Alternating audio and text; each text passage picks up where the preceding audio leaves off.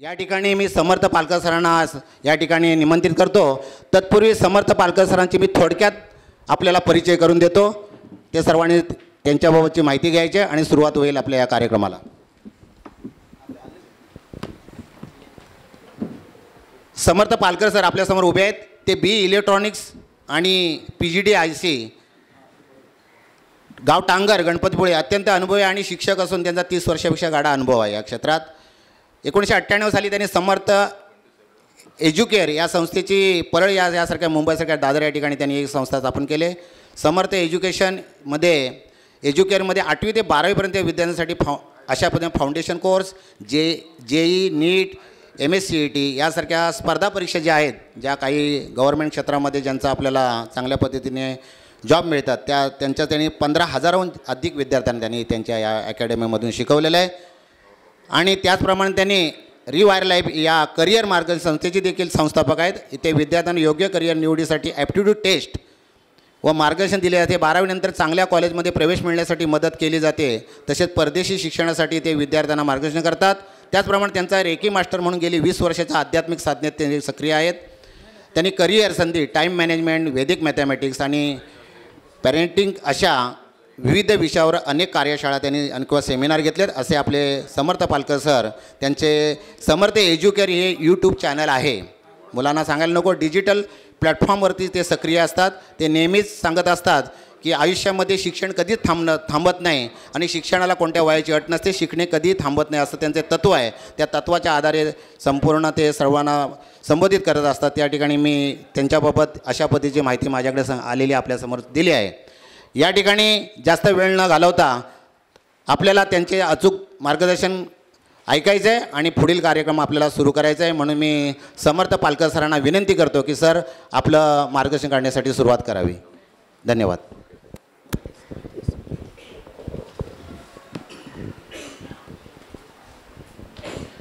नमस्कार।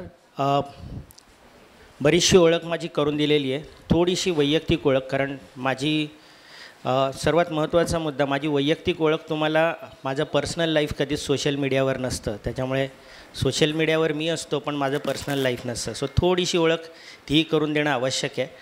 का? कारण एक शिक्षक म्हणून मी काय आहे, एक मॅनेजमेंटमध्ये मी काय करतो याबद्दल तुम्हाला बरंच सांगितलं, पण एक बाप म्हणून काय आहे हेही माहिती असणं गरजेचं आहे। सो माझं वय आता 50 आहे।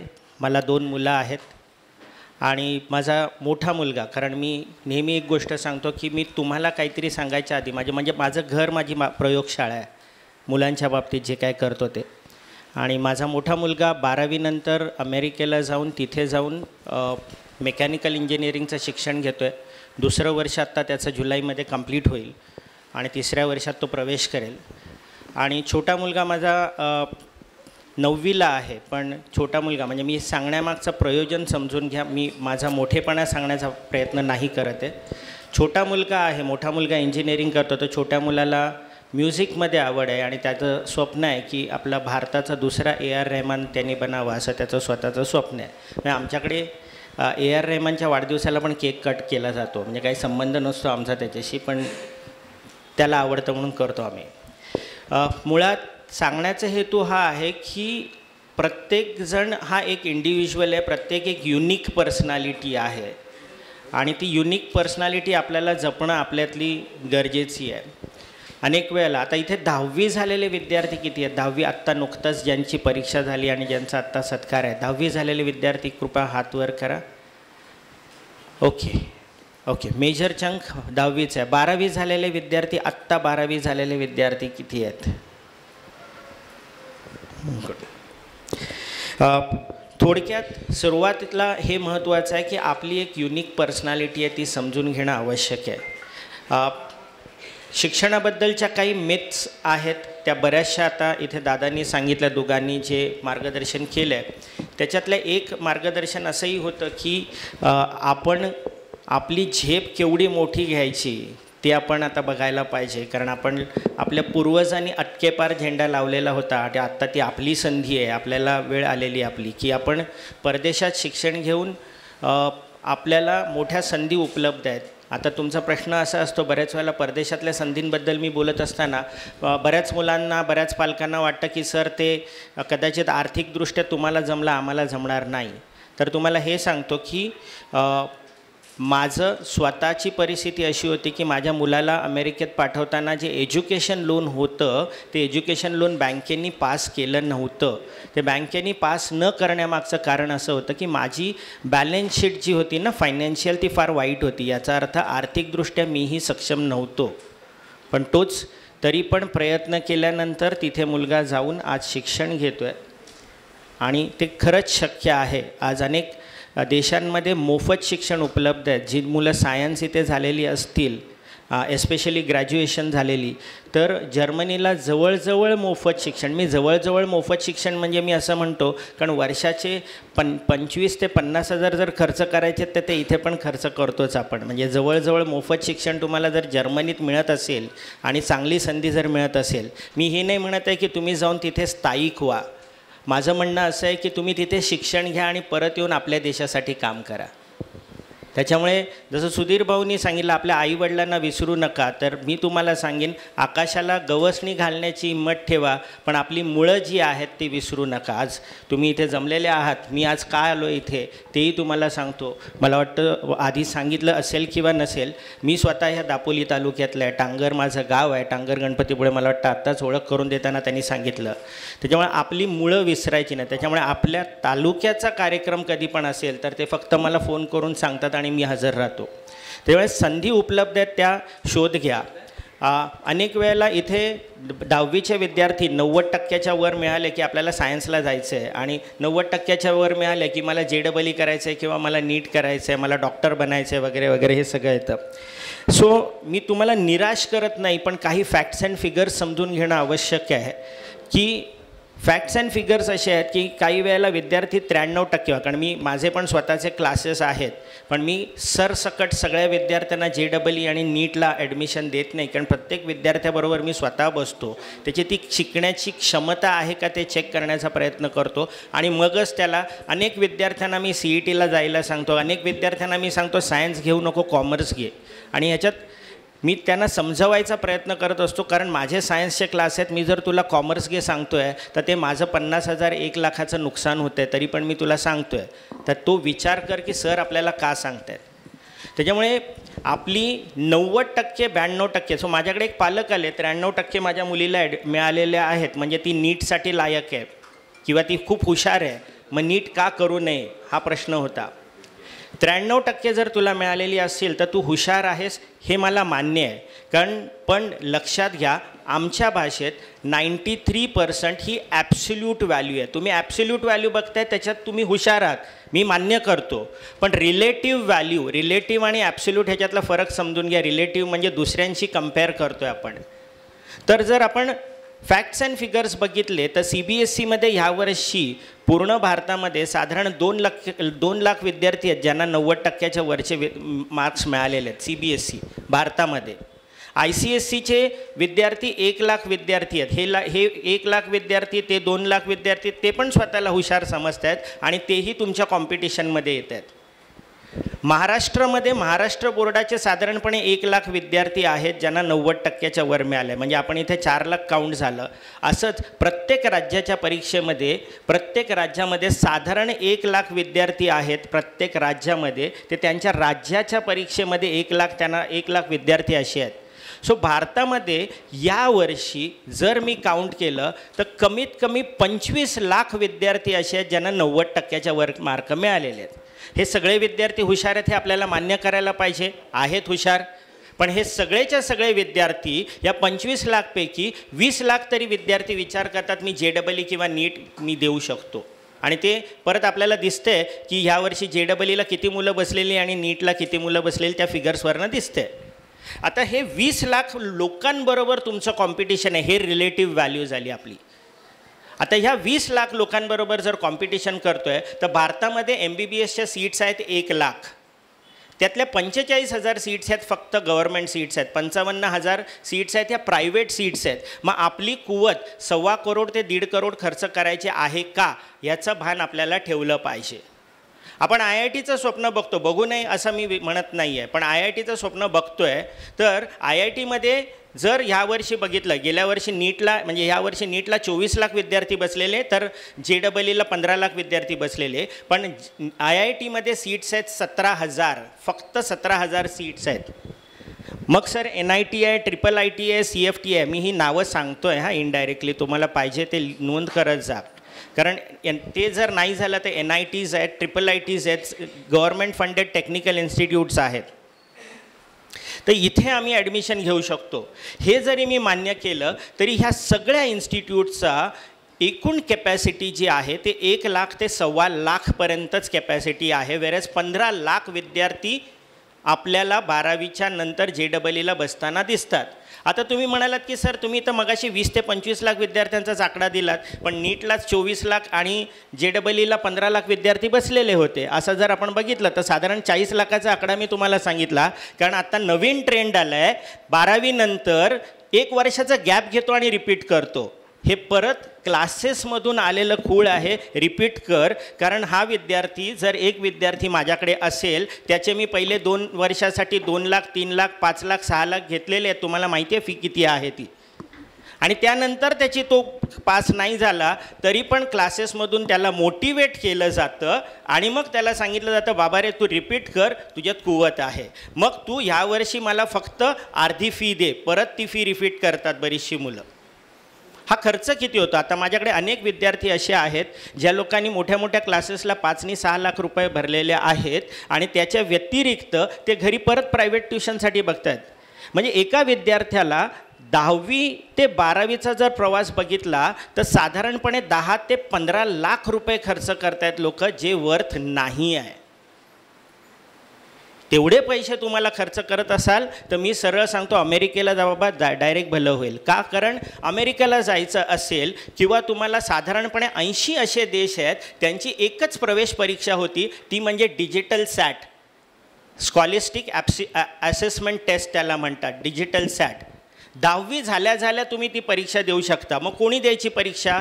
ती तुम्हाला ज्यांना इंजिनिअरिंगला जायचं आहे ते देऊ शकतात, ज्यांना MBA करायला जायचं आहे, BBA करायला जायचं आहे, अकाउंट्समध्ये काहीतरी करायचं आहे, लिटरेचरमध्ये काहीतरी करायचं आहे, हिस्ट्रीमध्ये काहीतरी करायचं आहे, जॉग्रफीमध्ये काहीतरी शिकायचं आहे, अशा सर्व मुलांनी ही परीक्षा द्यायला हरकत नाही. याची व्हॅलिडिटी 5 वर्ष असते. आपल्या परीक्षांची व्हॅलिडिटी फक्त 1च वर्ष असते. म्हणजे आत्ता देऊन मी 5 वर्षांनी पण मला ॲडमिशन घ्यायचं असेल तरी मला मिळू शकतं. बरं, आपल्याकडे वेगवेगळ्या गोष्टींना वेगवेगळ्या परीक्षा आहेत, तिथे वेगवेगळ्या परीक्षा नाही, एकच परीक्षा तुम्हाला द्यायची, ती म्हणजे सॅट. आणि दुसरी परीक्षा आपल्याला तिथे द्यावी लागते, ती इंग्लिश लँग्वेजची एक टेस्ट द्यावी लागते. सो जर मी एवढं पैसे खर्च करायला तयार आहे, मी खरं सांगतो माझ्या मुलाला 93% होते. 93% मुलगा म्हटल्यानंतर सायन्स डेफिनेटली होतं त्याच्यात, आणि त्याचं पहिल्यापासून चेक करत होतो आम्ही. ओके, कारण घरचीच ॲप्टिट्यूड टेस्ट आहे. म्हणजे आपण हॉटेल चालवायचं आणि बाहेर जेवायला जायचं किंवा असं नाही होत. ते आम्हीच आमची ॲप्टिट्यूड टेस्ट केलेली आहे. कारण म्हणून मी परत सांगतो की मी तुम्हाला जे सांगतो आहे ते मी आधी प्रयोग केलेले आहेत. सो माझा मुलगा, मी दादरला इथून 2 मिनटावर राहतो, माझ्या मुलाला 93% मिळाल्यावर 2 ऑप्शन होते, एक रुपारेल आणि दुसरं शारदाश्रम. आम्ही शारदाश्रमला ॲडमिशन घेतलं. तुमच्यापैकी अनेक जणांनी 10वी नंतर कम्प्युटर सायन्स घेतला असेल. तुमची फी 25,000 ते 50,000 तुम्ही 11वीला भरत असाल. आता 25,000 ते 50,000च्या रेंजला आहे. माझ्या मुलांनी मेकॅनिकल मेंटेनन्स घेतलं ज्याची फी फक्त 3,500 होती. मी सगळा पैसा जपून ठेवला आणि तो बाहेर जाण्यासाठी वापरला. राईट. प्रॅक्टिकली थोडासा आपल्याला विचार केला पाहिजे. जनता चालली आहे कुठेतरी म्हणून त्यांच्या मागे धावत बसण्याची गरज नाही. अनेक फायदे आहेत मेकॅनिकल मेंटेनन्स किंवा इलेक्ट्रिकल मेंटेनन्स घेण्याचे. काही लोकांना हे विषयात हेही माहिती नसतं. कारण जर तुम्ही कम्प्युटर सायन्स घेताय, सर पण मला कम्प्युटर सायन्समध्ये करिअर करायचं आहे, पण तुम्ही प्रॅक्टिकली विचार करा की कम्प्युटर सायन्सला आजच्या घडीला कॉमर्समधून पण जाता येतं. मी खोटं बोलत नाही आहे. मुंबईमध्ये कॉलेजेस आहेत, तुम्ही BCom किंवा आर्ट्स जरी केलेलं आहे तरी IT मध्ये जाऊ शकता. मग का तो अट्टाहास करायचा, पैसे का खर्च करायचे एवढे? तुमच्याकडे आपण ज्या परिस्थितीतून आलो, तुमच्याकडे असतीलही पैसे, मी असं म्हणत नाही सर आहेत मग करायला काय, माझ्या बापाचा पैसा आहे, ठीक आहे ना करा ना, पण गरज काय आहे? सो ते पैशाचं प्लॅनिंग करून जर तुम्ही व्यवस्थित वापर केला तर सगळ्या, कारण माझ्या 30 वर्षाच्या करिअरमध्ये साधारणपणे 15,000 विद्यार्थी मी शिकवलेत. 15,000 विद्यार्थ्यांमध्ये एकही विद्यार्थी असा नाही की ज्याला शिक्षण घ्यायचं होतं पण पैसे नाहीत म्हणून घेता आलेलं नाही. जर प्रॉपर प्लॅनिंग केलं तर सगळे मार्ग निघतात. तुमच्यापैकी जर कोणी JEE देत असेल तर JEEचा वापर तुम्ही इतर परीक्षांसाठी करू शकता, इतर गोष्टींसाठी करू शकता. त्या कुठल्या ते समजून घ्या. JEEचा रिझल्ट तुमचा आला की फक्त तुम्ही इंजिनिअरिंगचा विचार करता. There is something called as technical entry scheme, TES. मी शब्द सांगतो हे गुगलसाठी तुम्हाला, कारण आत्ताच मी अर्ध्या तासात 1 तासात सगळं नाही तुम्हाला देऊ शकणार, पण हे गुगल करायला शब्द कीवर्ड्स घ्या. TES हा टेक्निकल एंट्री स्कीमचा जर बघितला तर भारत सरकारला आर्मीमध्ये किंवा डिफेन्समध्ये जे काही इंजिनियर आणि डॉक्टर लागतात ते बाहेरचे ते घेत नाहीत. डॉक्टर कुठे तयार होतात भारत सरकारचे? तर AFMC जे पुण्याला आहे, आर्म फोर्स मेडिकल कॉलेज. आणि ज्यांना इंजिनियर त्यांना पाहिजे आहेत ते टेक्निकल एंट्री स्कीमच्या थ्रू घेतात. त्याला TES असं म्हटलं जातं. तर टेक्निकल एंट्री स्कीमचं जर तुम्ही तिथे JEEची परीक्षा देऊन तो रिझल्ट तिथे वापरलात तर तुम्हाला डायरेक्ट शिकवतात, इंडियन गव्हर्नमेंट शिकवतं तुम्हाला. तुमचा सगळा खर्च सरकार जबाबदारी घेतं. तुम्हाला एकही पैसा खर्च करत नाही, वरनं तुम्हाला स्टायपेंड्स देत असतं. आणि त्याही पलीकडे जाऊन आपण आज प्लेसमेंट म्हणतोय तर प्लेसमेंट भारत सरकारचे मिळते. तुम्ही डायरेक्ट मी जर बाहेरून इंजिनियर झालो तर मी फक्त इंजिनियर, किंवा बाहेरून डॉक्टर झालो तर मी फक्त DR म्हणून डॉक्टर म्हणून लावतो माझ्या नावापुढे. पण जर तुम्ही डिफेन्समधून AFMCमधून डॉक्टर झालात तर लेफ्टनंट कमांडर आणि डॉक्टर हे तुम्ही पदवी लावता तुमच्या नावापुढे. तर ह्या संधी उपलब्ध आहेत. तुम्हाला रेल्वे इंजिनिअरिंग नावाचा प्रकार एक आहे, हा बऱ्याच मुलांना माहिती नसतो. पूर्वी SCRA नावाची एक परीक्षा होती, स्पेशल क्लास रेल्वे अप्रेंटिस नावाची एक परीक्षा होती. ही परीक्षा जर तुम्ही पास केली तर तुम्ही JEEची तयारी करता तर ही परीक्षा द्यायला हरकत नाही. ही परीक्षा जर तुम्ही पास केली स्पेशल क्लास रेल्वे अप्रेंटिस तर तुम्हाला रेल्वे इंजिनिअरिंग जे भारत सरकारचा उपक्रम आहे, पूर्ण शिक्षण मोफत, त्यावर तुम्हाला 9,000 रुपयाची स्टायपेंड दर महिन्याला सरकार देतं तुम्हाला. स्टायपेंड म्हणजे आपल्याला पॉकेट मनी आपण म्हणू शकतो, त्याच्यासाठी आपण स्टायपेंड तुम्हाला सरकार देतं. आणि त्याहून महत्त्वाचं रेल्वेजमध्ये तुमचा जॉब पक्का असतो, राईट. आत्ता SCRA काही काळापुरती बंद केली, म्हणजे 2016 नंतर ही परीक्षा झालेली नाही. पण नाव बदलून RRB, जर railway recruitment board RRB search करायचं, RRB सर्च केलं तर रेल्वे रिक्रुटमेंट बोर्डच्या अंडर अजून तिथे ह्याच गोष्टी JEEच्या थ्रू तुम्ही जाऊ शकता. तुम्ही JEE आणि नीटची परीक्षा किंवा तयारी करताय. आता बघा आपल्याकडे महाराष्ट्रामध्ये खास करून 2 गोष्टी आपल्याला दिसतात. एक तर आर्ट्सला कोण जात नाही. आर्ट्सला म्हणजे मी गेल्या 15 दिवसापूर्वी एक काउन्सिलिंग करत होतो आणि माझ्या ॲप्टिट्यूड टेस्टमध्ये दिसतंय की ह्या मुलाने आर्ट्स घेतलं पाहिजे. पालक समोर बसलेले आहेत. मी जेव्हा त्यांना रिपोर्ट समोर ठेवून, कारण मी बोलतो ते रिपोर्टवर बोलतो. तुम्ही डॉक्टरकडे गेलात त्या डॉक्टरला काय वाटतं हे डॉक्टर तुम्हाला सांगत नाही. रिपोर्टमध्ये जे दिलं आहे त्याप्रमाणे औषधं देत असतो. सो मी माझ्या रिपोर्टच्या बेसिसवर त्यांच्याशी जर बोलतो आहे आणि मी त्यांना आर्ट्स सांगतो आहे तर आईचं पहिलं रिॲक्शन होतं, माझा मुलगा आर्ट्सला आहे, मी लोकांना काय सांगू, हे रिॲक्शन होतं, राईट. पण let me tell you one simple thing. तुम्ही जर अशोका युनिव्हर्सिटी, एक उदाहरण देतो आहे, अशोका युनिव्हर्सिटी हे नाव घेतलं आणि त्याची ह्युमॅनिटीज, म्हणजे आपण महाराष्ट्रामध्ये आर्ट्स म्हणतो, महाराष्ट्राच्या बाहेर गेल्यावर त्याला सगळीकडे ह्युमॅनिटीज हा शब्द वापरला जातो. सो महाराष्ट्राच्या बाहेर ह्युमॅनिटीज आहेत. सो अशोका युनिव्हर्सिटीची ह्युमॅनिटीजची जर फी बघितली ग्रॅज्युएशनची तर ती 30 लाख रुपये आहे. 30 लाख रुपये भरून कोणीतरी आर्ट्स ग्रॅज्युएशन करते आहे म्हणजे काहीतरी असेल त्याच्यात, आणि ते वर्षानुवर्ष करते आहे आणि वर्षानुवर्ष ते कॉलेज फुल आहे, ती युनिव्हर्सिटी फुल आहे. तर त्याच्यात काहीतरी असेल म्हणून लोक करत आहेत. मी काय आहे याच्यात आता जातच नाही आहे. दुसरा एक गैरसमज, आत्ता बरीचशी मुलं, आपला एक चांगला प्रकार आहे, UPSC आणि MPSCची तयारी करतात, करायला हरकत नाही. पण एक गैरसमज आहे, म्हणजे मी तुम्हाला हे करा किंवा तो करा, हा वैयक्तिक आपल्याला 1-on-1चा मुद्दा झाला. मी इन जनरल तुम्हाला सांगतो आहे, UPSC किंवा MPSC करायचं असेल तर आर्ट्स घेतलंच पाहिजे, असा एक गैरसमज आहे. पण तुमच्या माहितीसाठी आपण IASची तयारी करतो आहे तर ते सोयीचं आहे. इट इज नॉट कंपल्सरी, सोयीचं आहे. पण IAS सोडलं तर इतरही काही सर्व्हिसेस आहेत. उदाहरणार्थ त्याच्यात IES म्हणजे इंडियन इंजिनिअरिंग सर्व्हिस आहे. तर इंडियन इंजिनिअरिंग सर्व्हिससाठी कोण अप्लाय करू शकतं, तर फक्त इंजिनियर अप्लाय करू शकतात, बाकी कोणीही अप्लाय करू शकत नाही. दुसरी एक सर्व्हिस आहे, जसं उदाहरण दिलं तर IMS म्हणजे इंडियन मेडिकल सर्व्हिस आहे. तर त्या ठिकाणी कोण अप्लाय करू शकतं? फक्त डॉक्टर्स अप्लाय करू शकतात, बाकी कोणीही अप्लाय करू शकत नाही. हेन्स हा एक जो गैरसमज आहे, तुम्हाला कोणत्या सर्व्हिसमध्ये जायचं आहे त्याच्यावर आहे. म्हणून मी मुलांना अजून एक गोष्ट आत्ता सांगतो आहे की तुमचं 11वी 12वी आणि ग्रॅज्युएशन तुम्हाला जे आवड आहे, तुमच्यामध्ये जे स्किल्स आहेत, 3 महत्त्वाच्या गोष्टी असतात. एक तर आपली आवड, दुसरं मला आवडतं पण ते माझ्यात स्किल्स आहेत का, तिसरं माझ्यामध्ये ती पर्सनॅलिटी आहे का. मला लहानपणी वाटायचं खूप ड्रायव्हर बनावं म्हणून, कारण एस टीमधून आपण होळीला गावाला जायचो तर स्टँडिंगने जायला लागायचं बऱ्याच वेळेला. आणि मग ड्रायव्हरला सीट कन्फर्म असते ना, बाकी कोणाला सीट नसते. तर ते एक आपण लहान असताना वेगवेगळे करिअर्स आपल्या डोक्यात येतात. पण आज माझी आवड आहे ती, पण माझी पर्सनॅलिटी नाही, कारण रात्री जेवलो की मला झोपावं लागतं. मी कुठेही असेन जगाच्या पाठीवर, गाडी लावतो, जवळ हॉटेल बघतो आणि झोपून जातो. रात्री जेवल्यानंतर गाडी चालवत नाही मी. इनफॅक्ट मी कुठलाही प्रवास दिवसाचा करतो.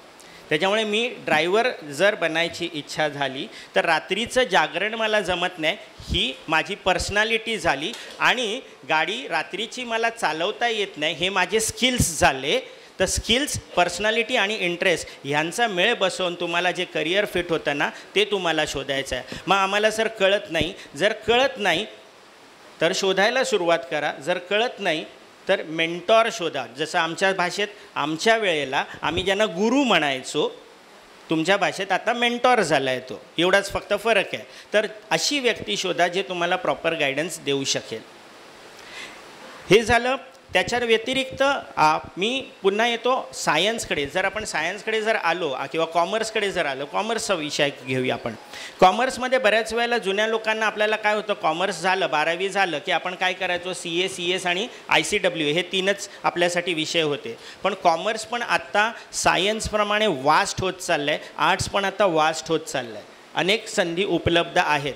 उदाहरणार्थ कॉमर्सला MBA हा खरं म्हणजे कॉमर्सचा कोर सब्जेक्ट आहे. MBA करणारे कोण असले पाहिजेत, कॉमर्सची लोकं असली पाहिजेत. पण अनफॉर्च्युनेटली इंजिनियर्स एवढे हुशार असतात की ते MBAच्या एक परीक्षा अगदी आरामात पास करतात. आणि म्हणून तुम्ही बघितलं असेल तर MBAला जाणारे इंजिनियर्स भरपूर असतात. मुळात परत जर MBAचा विचार केला तर MBA कोणी करतात, ज्यांनी ग्रॅज्युएशन केलेलं आहे. मग ते तू सायन्समध्ये असू दे, कॉमर्समध्ये असू दे, नाही तर आर्ट्समध्ये असू दे, ते लोक MBA करू शकतात. ओके. पूर्वीचा ट्रेंड असा होता की आधी ग्रॅज्युएशन करायचं मग MBA करायचं. जसं आपण इंजिनिअरिंगसाठी IITचा विचार करतो तसं MBAसाठी IIM आहेत. भारत सरकारचा उपक्रम आहे. सर्वोच्च संस्था म्हणजे IIMमध्ये शिकलेला विद्यार्थी कधीच भारतात नोकरीला राहत नाही, हे आपलं दुर्दैव आहे. अनफॉर्च्युनेटली भारत सरकार IITs आणि IIMsवर बराच खर्च करतं, पण तेच विद्यार्थी भारतासाठी काहीच करत नाही आहेत. मी इन जनरल बोलतो आहे, सगळेच आहेत असं नाही म्हणत आहे, त्याच्यामुळे त्याचा चुकीचा समज करून घेऊ नका. पण मॅक्सिमम विद्यार्थी निघून जातात इथून.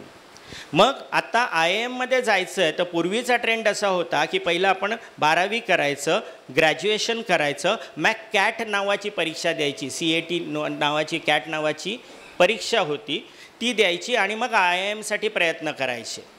किंवा दुसरा भाग, IIM नाही मिळालं तर CET द्यायची, महाराष्ट्राची पण CET आहे, आणि इतर कॉलेजेससाठी प्रयत्न करायचे. ही ट्रेंड होतं पूर्वी. पण आत्ता खास करून हे 10वीचे विद्यार्थी आहेत, त्यांच्या उपयोगाची ही माहिती. जर तुम्हाला माहिती आहे की मला BBA किंवा MBA करायचं आहे पुढे जाऊन, तर IP-MAT नावाची एक्झाम आहे. आता IIMsनी काय केलं, तुम्ही ग्रॅज्युएशन नंतर येणारच आहात मारामारी करून, तर तुम्ही आत्ता काय करा, 12वी नंतर डायरेक्ट आमच्याकडे या. तुम्हाला MBAच करायचं आहे ना, तर तुम्ही BBA करा आणि MBA करा. BBA + MBA इंटिग्रेटेड कोर्स चालू केले. मग त्याच्यासाठी परीक्षा काय आहे, IP-MAT, IPMAT. IPMचा फुल फॉर्म आहे integrated program for management, integrated program for management aptitude test असं त्याचं फुल फॉर्म आहे. मग त्यांनी काय केलं, 12वी नंतर जसे ती मुलं JEE देत आहेत, नीट देत आहेत, CET देत आहेत, तसं तुम्ही IP-MAT द्या. डायरेक्ट तुम्हाला IIM इंदोर, IIM रांची आहे, IIM जम्मू आहे आणि अजून 1-2 IIMs आहेत. तिथे तुम्हाला डायरेक्ट BBA + MBAला ॲडमिशन मिळते. मग जर MBA करायचंच असेल तर फिरून फिरून जाण्यापेक्षा तुम्ही डायरेक्ट आत्तापासून जी मुलं कॉमर्स किंवा आर्ट्स घेतलेल्या आहेत त्यांनी IPMची तयारी करायला हरकत नाही. पूर्वी असाच ट्रेंड लॉयर्सच्या बाबतीत होता. लॉ करायचं आहे तर आधी ग्रॅज्युएशन कंप्लीट करायचं आणि 2 वर्षाचं LLB करायचं. ओके. आत्ता काय आहे, तुम्ही 12वी नंतर क्लॅट नावाची परीक्षा आहे, CLAT क्लॅट नावाची परीक्षा आहे. तुमच्या मेंदूत तुमच्या डोक्यात जर फिक्स आहे की मला लॉयर बनायचंच आहे, तर इकडे तिकडे भटकत बसू नका. 11वी 12वी तुम्हाला जे करायचं आहे ते करा आणि मग तुम्ही क्लॅटची परीक्षा द्या 12वी झाल्या. त्याने काय होईल, तुम्हाला डायरेक्ट BA LLB किंवा BCom LLB, पूर्वी तुम्ही जर लॉयर्सच्या पाट्या बघितल्या असेल तर तिथे लिहिलेलं असतं MCom LLB, BCom LLB, BA LLB. आता पूर्वी काय व्हायचं, आपण BCom करायचं मग LLB करायचं. तुम्हाला जर जायचंच आहे तर 12वी नंतर सरळ जा आणि तुम्हाला तिथे चॉईस मिळतो BA LLB, BCom LLB किंवा काही ठिकाणी BSc LLB पण आहे. ओके. डिझाईन नावाचं एक चांगलं करिअर पुढे येतं आहे. डिझाईन ज्याला खास करून प्रोडक्ट डिझाईन नावाचा प्रकार आहे. कारण तुम्ही जे सगळं बघता, तुमच्या हातात जर आता रायटिंग पॅड आहे तो पण एक प्रोडक्ट आहे. त्याचं डिझाईन कसं असलं पाहिजे. तुमच्या हातात जर पेन आहे तर तो एक प्रोडक्ट आहे. तुमच्या हातात जर मोबाईल आहे तर तो एक प्रोडक्ट आहे. तुम्ही घातलेले कपडे आहेत तो एक प्रोडक्ट आहे. त्याचं पॅकिंग तो एक प्रोडक्ट आहे. सगळे प्रोडक्ट आहेत. आता या प्रोडक्टचं डिझायनिंगचं खूप चांगलं करिअर पुढे येतं आहे. डिझाईन म्हटल्यानंतर पूर्वी परत एक असा ट्रेंड होता की फक्त आपण विचार करतो इदर ड्रॉइंगचा किंवा जास्तीत जास्त फॅशन याचा विचार करतो, फॅशन डिझायनिंग. पण प्रोडक्ट डिझाईन आहे, त्याच्या व्यतिरिक्त अनेक कोर्सेस उपलब्ध झालेले आहेत. त्याचा थोडा शोध घ्यायचा विचार करा, ज्यांचं आर्ट चांगलं आहे. आता आर्ट आणि आर्ट्स ह्याच्यात फरक आहे, म्हणून आपल्याकडे कन्फ्युजन होतं. अनेक वेळेला मुलांना आर्ट्स म्हणजेच आर्ट वाटतं. त्याचा आणि ह्याचा काही संबंध नाही. म्हणून मी मगाशी म्हटलं आर्ट्सला महाराष्ट्राच्या बाहेर ह्युमॅनिटीज म्हटलं जातं. तर ह्युमॅनिटीज वेगळं आहे आणि आर्ट वेगळं आहे. तर आर्टमध्ये पण करिअर आहे. ओके. त्या करिअरचा शोध घ्यायचा विचार करा.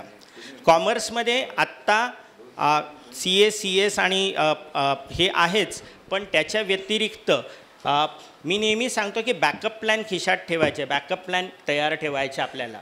की जे लोक JEE करतात त्यांना बॅकअप प्लॅन CET आहे, राईट. तसंच जर तुम्ही CAचा अभ्यास करताय, ओके, तर तुम्हाला CMA नावाचा कोर्स आहे, कॉस्ट अँड मॅनेजमेंट अकाउंटन्सी असं काहीतरी त्याचा फुल फॉर्म आहे. किंवा अजून एक कोर्स आलेला आहे, कारण तुम्ही CAचा रिझल्ट बघताय. आज गेल्याच आठवड्यात CAचा रिझल्ट लागलेला आहे. CA फाउंडेशनचा पण रिझल्ट लागला, आय थिंक इंटरचा पण, सगळ्यांचे रिझल्ट लागलेले आहेत. CA फायनलचा रिझल्ट हा साधारणपणे 5 ते 7% वर्षभरात रिझल्ट लागतं, एवढं कठीण असतं. मग आता त्याला दुसरं 2 चॉईसेस उपलब्ध आहेत. एक CPA नावाचा कोर्स आहे, म्हणजे आपण ज्याला CA भारतात म्हणतो त्याला अमेरिकेत CPA म्हणतात. आणि मग मला अमेरिकेत जायला पाहिजे का, तर नाही, बिलकुल नाही, तुम्ही इथून परीक्षा देऊ शकता. तिसरं तुम्हाला अजून एक आहे ACCA नावाचा कोर्स आहे. ACCA नावाचा कोर्स आहे. इनफॅक्ट ज्या लोकांनी CA, आता गंमत अशी आहे की कॉम्पिटिशन असं वाढत चाललं की जे लोक CA बनतात ते पण ACCAची परीक्षा देतात. ACCA हा सिमिलर टू CA आहे, पण हा ब्रिटिश UKचा कोर्स आहे आणि तो तुम्ही भारतात राहून करू शकता. तुम्हाला कुठेही बाहेर जायची गरज नाही. आणि जर तुम्ही ACCA कंप्लीट केलं, जसं तुम्ही CA सायमल्टेनियसली फाउंडेशन इंटर वगैरे करताय, तर त्याचा ACCAचा पासिंग पर्सेंटेज जो आहे तो 40% आहे ॲज कम्पेअर्ड टू 7%, राईट. आणि ACCAचा ॲडव्हान्टेज काय आहे, ACCA जर तुम्ही झालात तर 180 देश नोकरीसाठी तुमच्यासाठी दरवाजे ओपन करतात. 180 देश या जगातले ACCAचा कोर्स ॲक्सेप्ट करतात. इनफॅक्ट तुम्ही CA जरी झालेला असाल आणि USला गेलात तर तुम्हाला तिथे परत सर्टिफिकेशन्स करावे लागतात. आता एक भाग असा येतो की सर इंजिनिअरिंग करायचं आहे, 12वी झालेले विद्यार्थी इंजिनिअरिंग करायचं कोणतं करू, हा एक कधी बऱ्याच वेळेला, किंवा इथे 10वीच्या विद्यार्थ्यांना आत्ताच सांगतो की आत्ता ते AI आलं आहे, ML आलं आहे, डेटा सायन्स आलं आहे वगैरे वगैरे, सगळे हे छान नावं आहेत. तुम्ही जर AIची कॉलेजेस बघितली, आता जवळजवळ सगळ्या कॉलेजेसमध्ये AI आहे, ओके. पण जर 3 वर्षापूर्वी बघितलं असतं तर AI कुठल्या कॉलेजमध्ये नव्हतं. सो मागणी वाढली, डिमांड वाढलं आहे, त्याच्यामुळे सप्लाय चालू आहे. पण गंमत असं आहे की तो सिलेबस साधारणपणे सारखाच असतो सगळ्यांचा. जो CSचा सिलेबस आहे तोच साधारण, IT चा सिलेबस आहे तोच साधारण सेम असतो. त्याच्यामुळे फक्त तुम्ही AIसाठी जाता, डिमांड वाढवला जातो, फीज वाढवली जाते, तुमच्याकडनं फीज येतात. पण गंमत अशी आहे की जेव्हा प्लेसमेंटची वेळ येते, प्लेसमेंट आता तुम्हाला सगळ्यांना टेक्निकल वर्ड तुम्हाला माहिती असेल, प्लेसमेंट येते जेव्हा कंपनी जे आहेत तुमच्या कॅम्पसमध्ये येतात इंटरव्ह्यू घ्यायला तुमचे, तेव्हा ती एक समजा उदाहरणार्थ TCS कंपनी आली असेल, तर ती TCS कंपनी हे नाही बघत तू AI वाला आहे, तू ML वाला आहे, तू डेटा सायन्सवाला आहे किंवा तू अजून काय आहे, ते सगळ्यांना एकत्र इंटरव्ह्यूला बोलवतात. त्याच्यामुळे तुमच्याबरोबर तुम्ही वेगळं करून काय केलं, तुम्ही त्यांच्याबरोबरच परत इंटरव्ह्यूला बसलेले आहात. हा पहिला भाग समजून घ्या. त्याच्यामुळे प्रॅक्टिकली टेक्निकली जे कॅम्पस होतात ते सगळ्यांचे एकत्र होतात, वेगवेगळे होत नाहीत. हा एक मुद्दा समजून घ्या. दुसरा मुद्दा असा आहे की तुम्हाला कितीही प्रगत कॉलेज असलं, तुम्ही IITमध्ये जरी गेलात, कितीही टॉपमोस्ट कॉलेज असलं तरी जो सिलॅबस कॉलेजमध्ये शिकवला जातो आहे तो साधारणपणे जे कॉलेज म्हणजे जे प्रॅक्टिकली बाहेरच्या जगात चालू आहे त्याच्यात 3 वर्ष मागे सिलॅबस असतो. म्हणजे आज जर एखादी गोष्ट तिथे प्रॅक्टिकली वापरली जात असेल कंपनीत, ती 3 वर्षापूर्वीची गोष्ट वापरली जात होती ती आज तुम्हाला कॉलेजमध्ये शिकवली जाते. त्याच्यामुळे परत एकदा प्रॅक्टिकली पैसे न घालवता मी मुलांना नेहमी सांगतो, इंजिनिअरिंगच करायचं आहे ना तुम्हाला, ते इंजिनिअरिंग 4 कोर सब्जेक्ट्स आहेत, 4 मेजर किंवा मदर ब्रांचेस आहेत. तर 4 मेजर किंवा मदर ब्रांचेस कुठल्या आहेत, तर जेव्हा इंजिनिअरिंगला सुरुवात झालेली काही शेकडो वर्षापूर्वीची गोष्ट सांगतो आहे, त्यावेळेला इंजिनिअरिंगचे 4च भाग होते. एक होता मेकॅनिकल, दुसरा होता इलेक्ट्रॉनिक्स, तिसरा होता सिव्हिल, राईट, आणि चौथा होता केमिकल.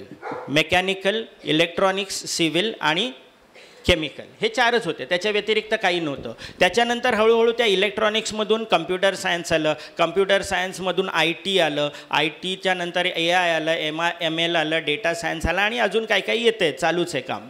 बिग डेटा सायन्स आलं आहे आता, राईट. सो मी एका कॉलेजमध्ये गेलेलो. सो स्ट्रॅटेजी कॉलेजेसची युनिव्हर्सिटीजची अशी असते ना की त्यांना जे परमिशन मिळतात ते लिमिटेड असतात. समजा 60 मुलांची परमिशन मिळत असेल तर मग ते काय करतात, 60 मुलं कम्प्युटर सायन्स, पण डिमांड अजून आहे, मग ते नवीन कोर्स लॉन्च करतात कम्प्युटर सायन्स AI, आणि मग परत 60 मुलांची हे मिळते. हे अशा करून करून तुम्हाला तिथे सीट्स वाढवल्या जातात आणि तिथे त्यांच्या सीट्स भरायचं आहे म्हणून तुम्हाला कन्व्हिन्स केलं जातं, मार्केटिंग त्या पद्धतीने केलं जातं. सो आय वूड सजेस्ट हे 4 कोर आहेत. कुठले परत रिपीट करतो, मेकॅनिकल, इलेक्ट्रॉनिक्स, सिव्हिल आणि केमिकल. 5वं तुम्हाला पाहिजे असेल आत्ताच्या घडीला आजच्या जगात तर कम्प्युटर सायन्स, प्युअर कम्प्युटर सायन्समध्ये जा. मी नेहमी एक गोष्ट सांगतो, ही समजून घ्या, तुम्ही ग्रॅज्युएशन कोर सब्जेक्ट्समध्ये करा आणि पोस्ट ग्रॅज्युएशन स्पेशलायझेशन करा. अनेक वेळेला स्पेशलायझेशनलाच मुलं ग्रॅज्युएशनच्या वेळेला जातात आणि मग फसतात, कारण त्यांना कदाचित अर्धवट माहिती असते. उदाहरणार्थ माझा स्वतःचा मुलगा, मी मगाशी म्हटल्याप्रमाणे मेकॅनिकल इंजिनिअरिंगला गेला आहे. त्याचं स्वप्न काय आहे की एरोस्पेस इंजिनिअरिंग करायचं आहे आणि एरोस्पेस इंजिनिअरिंग करून इस्रोमध्ये कामाला यायचं आहे त्याला. ओके, मग सर एरोस्पेस इंजिनिअरिंग क्लॅरिटी असताना का नाही घेतलं आपण तिथे, कारण एवढं सगळं करून कधी कधी आपल्याला असं वाटतं की काही गोष्टी अजून असतील ज्या आपल्याला माहीत नाही, म्हणून आधी कोर घेतला मेकॅनिकल आणि मग स्पेशलायझेशन आपण करू शकतो एरोस्पेसमध्ये. सो स्पेशलायझेशन्स हे नेहमी पोस्ट ग्रॅज्युएशनला घ्या, आधी घेऊ नका. हे नेहमी लक्षात ठेवा, whether it is science, commerce or arts. कॉमर्सच्या बाबतीत अनेक कोर्सेस आलेले आहेत आता, BBA, BAF आणि BBI, फायनान्शियल मॅनेजमेंट आहे, हे सगळे आलेत. पण अनफॉर्च्युनेटली तुम्हाला सांगू का, तुम्ही त्या कोर्ससाठी नॉर्मल कॉलेजेसला जेव्हा जाता तेव्हा 25,000 ते 50,000 तुमची वार्षिक फी असते, जी खरंच पाण्यात जाते आजच्या घडीला. अनफॉर्च्युनेटली हे सत्य आहे. कारण काय होतं की तुम्ही आपल्या दादरमधल्या, माटुंग्यामधल्या काही नामांकित कॉलेजेस, मी नावं नाही घेत आता, पण जर तिथे गेलं आहे आणि BBA तिथे करताय किंवा BMS तुम्ही तिथे करताय तर तुम्हाला ॲक्च्युली प्रॅक्टिकली बरंचसं जे नॉलेज द्यायला पाहिजे ते नाही दिलं जात. इनफॅक्ट जर कॉलेज चांगलं शिकवणारं असतं तर त्यांनी क्वेश्चन बँक्स दिल्या नसत्या. क्वेश्चन बँकची काय गरज आहे जर BBA करायचं आहे, BAF करायचं आहे तर. पण अनफॉर्च्युनेटली क्वेश्चन बँक दिल्या जातात. याचाच अर्थ असा आहे की जे ज्ञान द्यायला पाहिजे होतं ते मिळत नाही आहे. सो मी क्लिअरली सांगेन, पैसे वेस्ट करू नका, BCom करा. आणि BComला काय हे आहे, मी तुम्हाला एक छान आयडिया सांगतो आज. मला वाटतं प्रत्येकाकडे रायटिंग पॅड आहे, लिहून ठेवा. मी तुम्हाला 3 साईट्सची नावं सांगतो. एक आहे edx.org, EDX, E for elephant, D for dog आणि X for xerox.org he site आहे EDX, राईट. दुसरी आहे कोर्सेरा, कोर्स लिहितो ना आपण COURSERA, कोर्सेरा, ही नाव कदाचित ऐकलं असेल. तिसरं आहे स्वयम SWAYAM,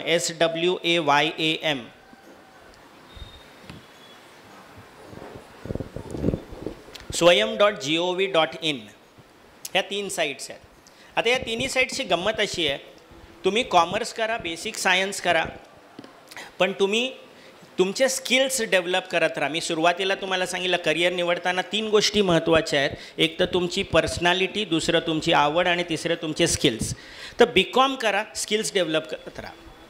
स्किल्स डेव्हलप करण्यासाठी तुम्ही बघितलं असेल तुमच्या घरात एखादा मोठा भाऊ बहीण असेल, त्यांनी पूर्ण इंजिनिअरिंग केलेलं आहे, त्यांनी कदाचित मेडिसिन केलेलं आहे, पण त्याचं परत शिक्षण चालूच आहे. तो भले कम्प्युटर सायन्स इंजिनियर, पण त्याला काहीतरी डेव्हलप करावंच लागतं, नवीन नवीन कोर्सेस करावे लागतात. ते तुम्ही आत्तापासून 12वी नंतर करायला घ्या. आता या तिन्ही साईट्सवर गंमत अशी आहे, त्यातली पहिली साईट जी EDS नावाची साईट सांगली, ही इंटरनॅशनल साईट्स आहे. आता इथे तुम्ही हार्वर्डपासून केम्ब्रिजपर्यंतपासून MIT जी US मधली युनिव्हर्सिटी आहे, तुम्ही युनिव्हर्सिटीचं कोणत्याही युनिव्हर्सिटीचं नाव घ्या, त्यांचे कोर्सेस जे आहेत ते ह्या साईटवर आहेत edx.org वर. मग काय करायचं, पूर्वी आमिर खान बाबा जे आहेत त्यांनी सांगितलेलं, पढ़ने के लिए पैसों की ज़रूरत नहीं है, पढ़ने के लिए स्कूल यूनिफॉर्म की ज़रूरत है. हे फॅक्ट आहे आता आजच्या घडीला. ह्या सगळ्या साईट्स आणि अशा अनेक साईट्स आहेत, ह्या सगळ्या साईट्स काय सांगतात, तुम्ही शिकायला पैसे नका देऊ आम्हाला, तुम्हाला सर्टिफिकेट हवं तर पैसे भरा. त्याच्यामुळे तुम्ही EDXवर गेलात, तुम्हाला पाहिजे तो कोर्स उपलब्ध आहे, शिकण्यासाठी पैसे नाहीत, तुम्हाला सर्टिफिकेट हवं आहे तर पैसे भरा, आणि ती फीस पण खूप नॉमिनल आहे. त्यातले तिसरी साईट जी मी तुम्हाला सांगितली होती, स्वयम नावाची साईट आहे, ही इंडियन गव्हर्नमेंटचं इनिशिएटिव्ह आहे. मोठे मोठे IITians आहेत, डॉक्टर्स आहेत, MBAs आहेत, IIMsमधले किंवा उच्च शिक्षित जी लोक आहेत, त्यांच्या थ्रू ती सेम गोष्ट भारत सरकार इथे राबवते आहे, swayam.org म्हणून. आणि तिथे तुम्हाला जी कोर्सचं नाव टाका, तुम्हाला तिथे अनेक ऑप्शन्स उपलब्ध असतील, लाईव्ह कोर्सेस, आणि तुम्हाला तिथे शिक्षण घेता येते. आता आणखीन एक गोष्ट तुमच्यापासून लपवली जाते, ती म्हणजे IITमध्ये जायचं असेल तर JEEची सगळीकडेच गरज नाही, JEE शिवाय पण IITमध्ये जाता येतं. उदाहरणार्थ IIT मद्रासनी 2 वर्षापूर्वी एक कोर्स लॉन्च केलेला आहे, ज्याचं नाव आहे BS in Data Science. BS म्हणजे बॅचलर ऑफ सायन्स, म्हणजे अमेरिकेत जी डिग्री मिळते ती आपल्याला BE BTech नाही मिळत, तिथे BS, म्हणजे माझ्या मुलाला पण BSचीच डिग्री मिळणार. ओके, मग BS in Data Science आहे, आणि हा कसा करायचा, ऑनलाईन. कोणी करायचा, त्याला JEEची गरज नाही, कोणी करता येतं. तुमच्यापैकी इथे जे हॉलमध्ये बसलेले सगळे लोक आहेत, ज्यांचं 12वी झालं आहे, ते सगळे लोक त्याला एलिजिबल आहेत. म्हणजे मी आईबाबांना पण सांगतो, जर 12वी झालेले आहात तर तुम्ही एलिजिबल आहात. पहिले 3 महिने तुम्ही तिथे एनरोल करा, पहिले 3 महिने ते तुम्हाला शिकवतात, तेच शिकवतात तुम्हाला, आणि हा सगळा ऑनलाईन आहे, म्हणजे तुम्हाला कुठे जायची गरज नाही. 3 महिने तुम्हाला शिकवलं जातं, 3 महिन्याने जे शिकवलं आहे त्याच्यावर परीक्षा घेतली जाते, बाहेरचं काही येत नाही. आणि ती परीक्षा जर तुम्ही पास झालात तर तुम्ही कंटिन्यू करू शकता, मग फीस भरून कंटिन्यू करा, अदरवाईज तुम्हाला कंटिन्यू करता येत नाही. कोणी करायचं, 12वी झालेले, वय काय, कोणी करू शकतं, राईट. माझा एक विद्यार्थी आता सोमय्याला BTech करतो आहे कम्प्युटर सायन्समध्ये, आणि simultaneously BS in Data Science करतो आहे along with IIT Madras. So तिकडे तो इंजिनियर होणार, इकडे तो BS in Data Science, IIT मद्रासची डिग्री त्याला मिळणार. आता त्याच्यात महत्त्वाची गोष्ट अजून एक आहे, भारतामध्ये तुम्ही कुठल्याही वेळेला आजच्या घडीला ऑफलाईनमध्ये बघितलं तर ऑफलाईनमध्ये एकाच वेळेला 2 कोर्स तुम्ही नाही करू शकत. तुम्ही 10वी नंतर 11वीला ॲडमिशन घेता, सगळे सर्टिफिकेट तुमचं कॉलेज घेतं, 12वी नंतर ॲडमिशन घेता, सगळे सर्टिफिकेट तुमच्याकडनं घेतले जातात. पण हे जे ऑनलाईन कोर्सेस आहेत ते एका वेळेला 3 काय 4 काय करू शकता. मी एवढे करायला नाही सांगणार, पण तुम्हाला करता येतात. सो BS डेटा सायन्स तुम्ही करू शकता अलॉंग विथ कॉमर्स. घरी बसून BCom करा आणि BS डेटा सायन्स, IITची डिग्री येणार तुमच्याकडे, राईट. आणि हे सहज शक्य आहे. त्याच्यामुळे पैसे जास्त नसतील, पैसे जास्त घालवू नका. ओके, इनफॅक्ट मी माझ्या प्रत्येक वेळेला एक गोष्ट नेहमी सांगत असतो की 12वीपर्यंतचं शिक्षण ही आईवडिलांची जबाबदारी आहे. समजून घ्या मी काय म्हणतो. तर 12वीपर्यंतचं शिक्षण हे आईवडिलांची जबाबदारी आहे. 12वी नंतरचं संपूर्ण शिक्षण आपली स्वतःची जबाबदारी असते. का? कारण सर 18 वर्षाचा झालो आहे ना मी आता. आपण सांगतो ना घरी मोठा झालो आहे, मग ती जबाबदारी घ्यायची. मग जबाबदारी घ्यायला मी असं नाही सांगत आहे नोकरी करा, मी माझ्या वेळेस केली, पण मी तुम्हाला नाही सांगत आहे तुम्ही नोकरी करा असं नाही सांगत आहे. एज्युकेशन लोन घ्या, त्याची जबाबदारी तुम्ही घ्या फेडायची, जे तुम्ही कंप्लीट एज्युकेशन झाल्यावर फेडू शकता. कारण एज्युकेशन लोनमध्ये फॅसिलिटी असते की तुम्ही तुमचं शिक्षण पूर्ण झाल्यावर ते लोन फेडू शकता. माहिती तुम्हाला हवी असेल तर सुधीरदादा कदम मगाशी होते, ते स्वतः बँकेत आहेत, ते एज्युकेशन लोन तुम्हाला चांगली माहिती देतील. सो तुम्हाला ती संधी उपलब्ध आहे. सो 12वी नंतरची शिक्षणाची जबाबदारी आपण स्वतः घेतली पाहिजे, हे मात्र नक्की. कारण त्याशिवाय ना आपल्याला जबाबदारीची जाणीव येणार नाही. इमॅजिन करा, आज मी जर इथे उभा आहे तर सर्वात आधी मी वयाच्या 18व्या वर्षापासून इथे उभा आहे. समजते मी काय म्हणतो आहे ते? वयाच्या 18व्या वर्षापासून मी उभा आहे आणि 18व्या वर्षापासून मी काम करतो आहे. त्याच्यामुळे मला माहिती आहे त्याचं महत्त्व काय आहे. पैसे घरात असतीलही तरी पण आपण स्वतःचं शिक्षण स्वतः करायचं. कारण आज तुम्ही परत त्याला, आणि आता तुम्हाला सरकारने ती संधी पण दिली आहे. NEP अप्लाय करतात. नॅशनल एज्युकेशन पॉलिसीमध्ये इंटर्नशिप हा त्याचा भाग आहे. त्या इंटर्नशिपमध्ये फक्त पैसे मिळत नाहीत तर तुम्हाला ज्ञान मिळतं, त्याचं तुम्हाला फायदा होतं. मगाशी मी सांगत होतो की जेव्हा मी उदाहरण देताना की माझ्या मुलाला मी मेकॅनिकल घेतलं, त्याचं कारण असं होतं कारण आम्हाला माहीत नाही एरोस्पेस तर करायचं आहे, पण आत्ता गेल्यावर तिथे त्याला हेही कळलं की मेकॅनिकलला मेडिकल फील्डमध्ये पण खूप चांगल्या संधी आहेत. आता तो ज्या कंपनीमध्ये काम करतो आहे, 2ऱ्या वर्षालाच असताना कंपनीमध्ये काम करतो आहे, फर्नो नावाची कंपनी आहे. तुम्ही जर बघितलं गुगलवर सर्च केलं तर दिसेल, तिथे तो मेडिकल इक्विपमेंट्स डिझाईन करतो आहे. राईट. सो हे ज्या संधी तुम्हाला मिळतात तिथे तुम्हाला पैसे हा भाग एक आहे, पण त्याच्याबरोबर अनुभव पण चांगले मिळतील. सो एज्युकेशन लोनचा आधार घ्या, तुम्ही इंटर्नशिप्स करा. कारण तुम्ही BCom करताय तर तुमच्याकडे निवांत वेळ असेल सगळ्या गोष्टी करायला, त्याच्यामुळे त्याचा वापर करा पूर्ण. आईवडिलांचे पैसे आहेत असतील तरी ठेवून द्या जपून. वेळ येईल तेव्हा बाहेर काढायचे, ते वेळ येईल तेव्हा शेवटी आपण बाहेर काढू शकतो. राईट. पण हे 10वी आणि 12वीच्या वेळेला जो खर्च होतो आहे ना, मी अनेक मुलांना जेव्हा सांगतो कम्प्युटर सायन्स नको घेऊ, 25,000 ते 50,000 फी माझ्याकडे येतात क्लासमध्ये. माझी या विभागामधली सर्वात कमी फी मी घेतो क्लासची. कारण माझ्याकडे सगळे विद्यार्थी मध्यमवर्गीय किंवा गरीब विद्यार्थी, कारण मी स्वतः लहानाचा मोठा गणेश गल्ली लालबागमध्ये झालो आहे. त्याच्यामुळे मला 10 बाय 12च्या खोलीतून मी मोठा झालो आहे. त्याच्यामुळे मला माहिती आहे ती परिस्थिती काय असते ती. त्याच्यामुळे इथे त्यांना क्लासला भरायला फी नसते, पण मुलगा हट्ट घेऊन बसतो की कम्प्युटर सायन्स पाहिजे, आणि मग तो एखाद्या इथल्या दादरच्या कॉलेजला जातो. 40,000 रुपये एका वर्षाची फी आहे. मी त्यांना सांगतो ती बाबा पैसे वाचव, एक कम्प्युटर घे ना घरात पाहिजे तर, त्याच्यावर जास्त शिक्षण घेता येईल तुला. कारण आज जे कम्प्युटर सायन्समध्ये शिकवतात 11वी 12वीला, तो 15 वर्षापूर्वी पण सिलेबस तोच होता. आजही 80-85 आणि 80-86 शिकवत आहेत. जे लोक 12वी सायन्स झाले असतील, कम्प्युटर सायन्स असतील, त्यांना कळेल मी 80-85 आणि 80-86 काय बोलतो आहे ते. तर तेच शिकवलं जातं आहे. सो त्याच्यातनं अपग्रेडेशन होत नाही. आणि तुम्हाला लक्षात घ्या ना, 12वी नंतर इंजिनिअरिंगला बायो झालेला विद्यार्थी पण कम्प्युटर सायन्स करू शकतो आहे ना, त्या संधी उपलब्ध आहेत. तर कशाला एवढा खर्च करायचा पैसे. इवन सब्जेक्ट सिलेक्शन, आता 12वीचे 10वी झालेले मुलं आहेत, सब्जेक्ट कोणता सिलेक्ट करायचं आहे तेही बऱ्याच मुलांना माहिती नसतं. तर ते सब्जेक्ट कोणते सिलेक्ट करायचे आहेत 11वी 12वीला ते समजून घ्या. माझ्याकडे आल्यावर मी पहिले एका पेपरवर लिहून देतो की हे सब्जेक्ट तुझे सिलेक्ट करायचे आहेत तुला. कारण आता एक परवा मुलीचा मला फोन आला, दुसऱ्यांच्या थ्रू कोणातरी फोन आला, तिने सब्जेक्ट घेतले, तिला माहिती नव्हतं तिने फॉर्म कुठला भरला आहे. फॉर्म आणि पहिलं जे प्रेफरन्स होतं ना ते कॉलेज भरलं, ते तुम्ही जर बघितलं असेल तर HSVC नावाचा एक प्रकार आहे. तुम्ही फॉर्म भरताना कुठेतरी बघितलं असेल तर.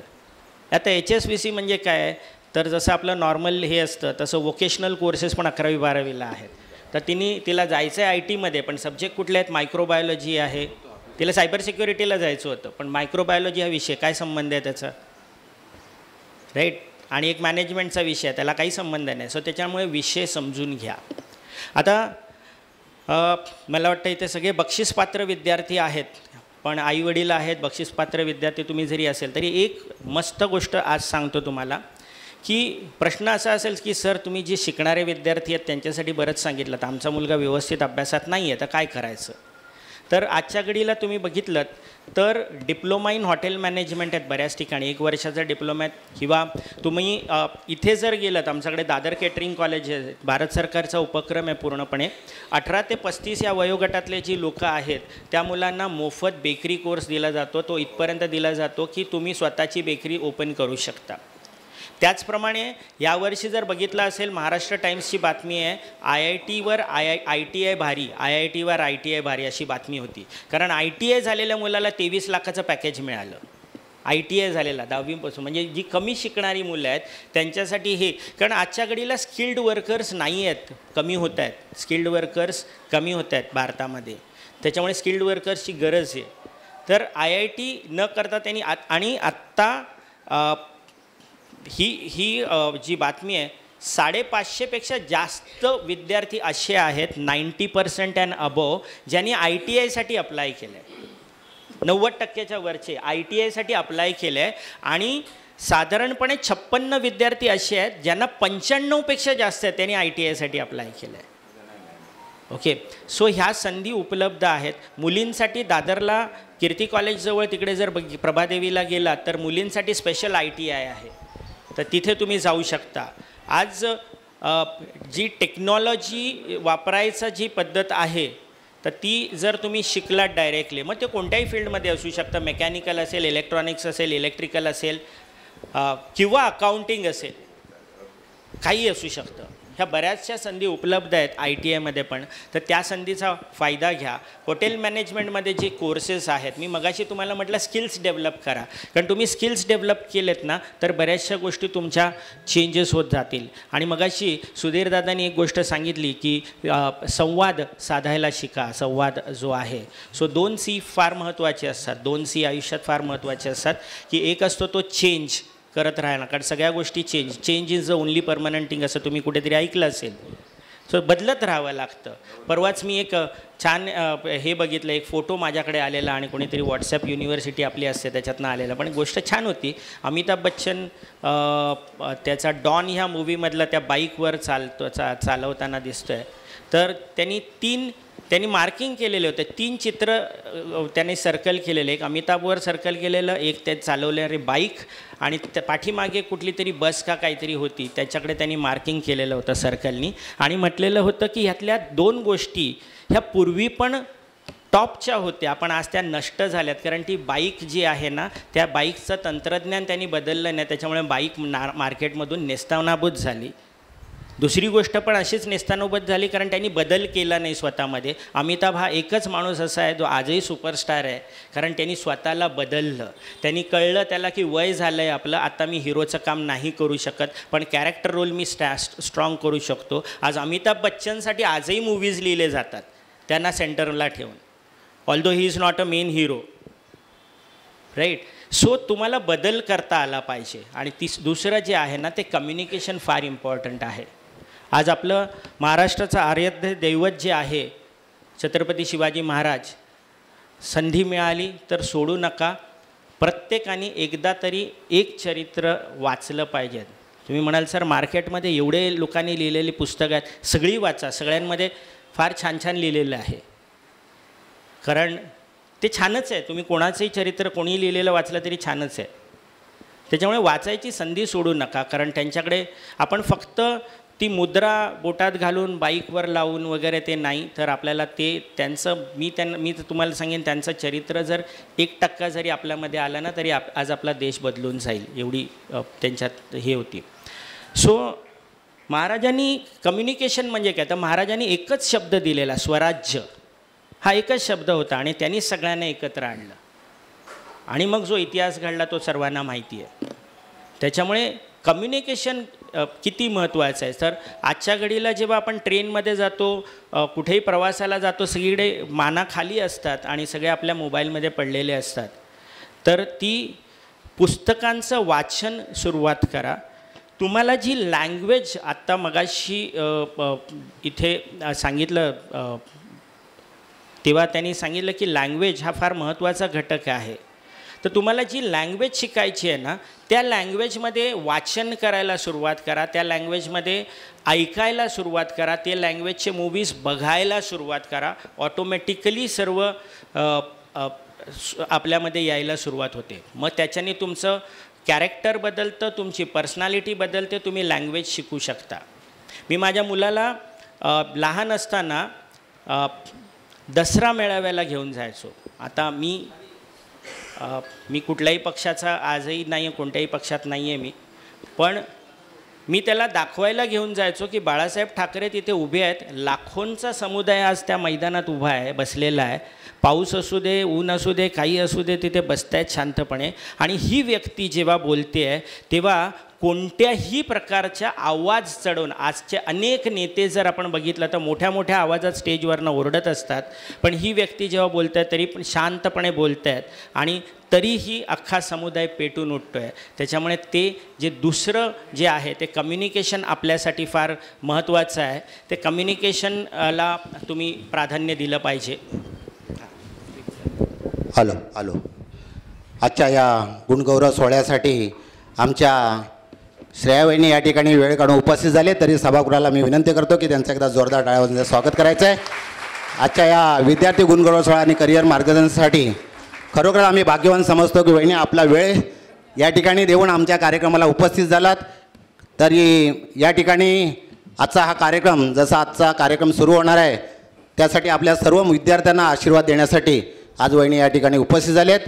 या ठिकाणी आमचे समर्थ पालकर सर एक चांगल्या पद्धतीचं वहिनी मार्गदर्शन करत होते.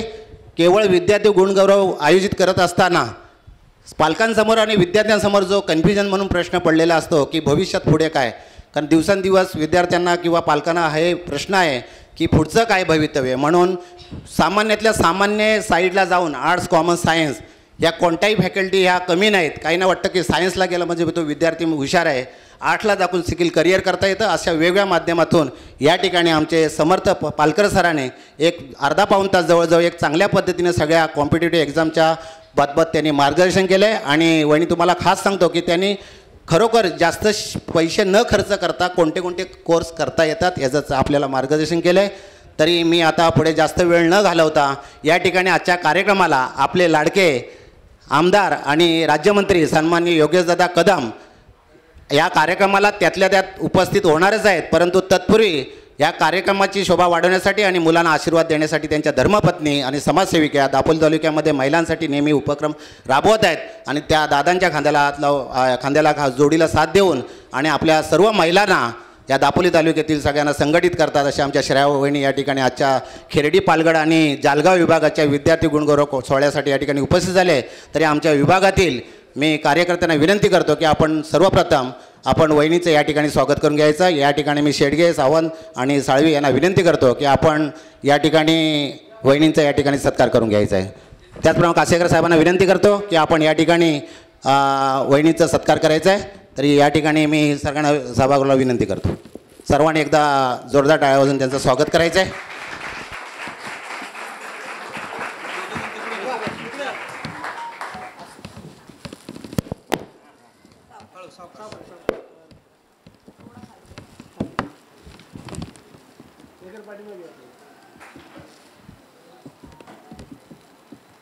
लोकांनी मोठ्या मोठ्या क्लासेसला 5 आणि 6 लाख रुपये भरलेले आहेत आणि त्याच्या व्यतिरिक्त ते घरी परत प्रायव्हेट ट्युशनसाठी बघत आहेत.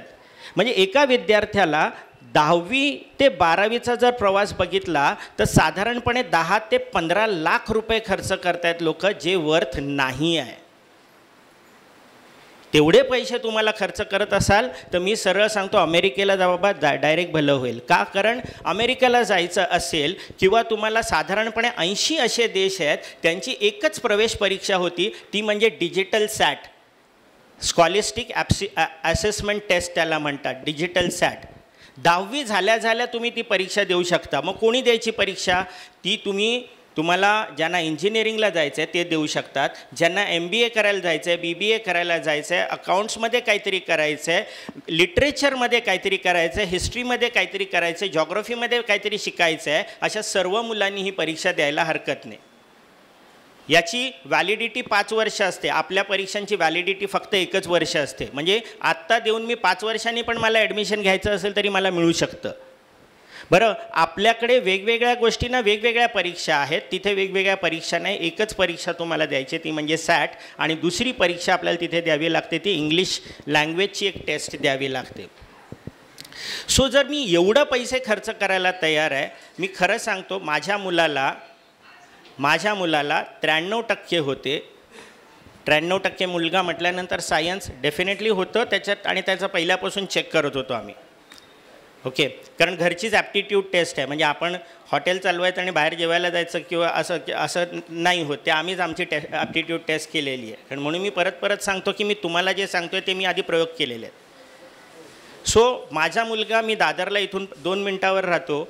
माझ्या मुलाला 93% मिळाल्यावर 2 ऑप्शन होते, एक रुपारेल आणि दुसरं शारदाश्रम. आम्ही शारदाश्रमला ॲडमिशन घेतलं. तुमच्यापैकी अनेक जणांनी 10वी नंतर कम्प्युटर सायन्स घेतला असेल. तुमची फी 25,000 ते 50,000 तुम्ही 11वीला भरत असाल. आता 25,000 ते 50,000च्या रेंजला आहे. माझ्या मुलांनी मेकॅनिकल मेंटेनन्स घेतलं, ज्याची फी फक्त 3,500 होती. मी सगळा पैसा जपून ठेवला आणि तो बाहेर जाण्यासाठी वापरला. राईट, प्रॅक्टिकली थोडासा आपल्याला विचार केला पाहिजे. जनता चालली आहे कुठेतरी म्हणून त्यांच्या मागे धावत बसण्याची गरज नाही. अनेक फायदे आहेत मेकॅनिकल मेंटेनन्स किंवा इलेक्ट्रिकल मेंटेनन्स घेण्याचे. काही लोकांना हे विषयात हेही माहिती नसतं. कारण जर तुम्ही कम्प्युटर सायन्स घेताय, सर पण मला कम्प्युटर सायन्समध्ये करिअर करायचं आहे, पण तुम्ही प्रॅक्टिकली विचार करा की कम्प्युटर सायन्सला आजच्या घडीला कॉमर्समधून पण जाता येतं.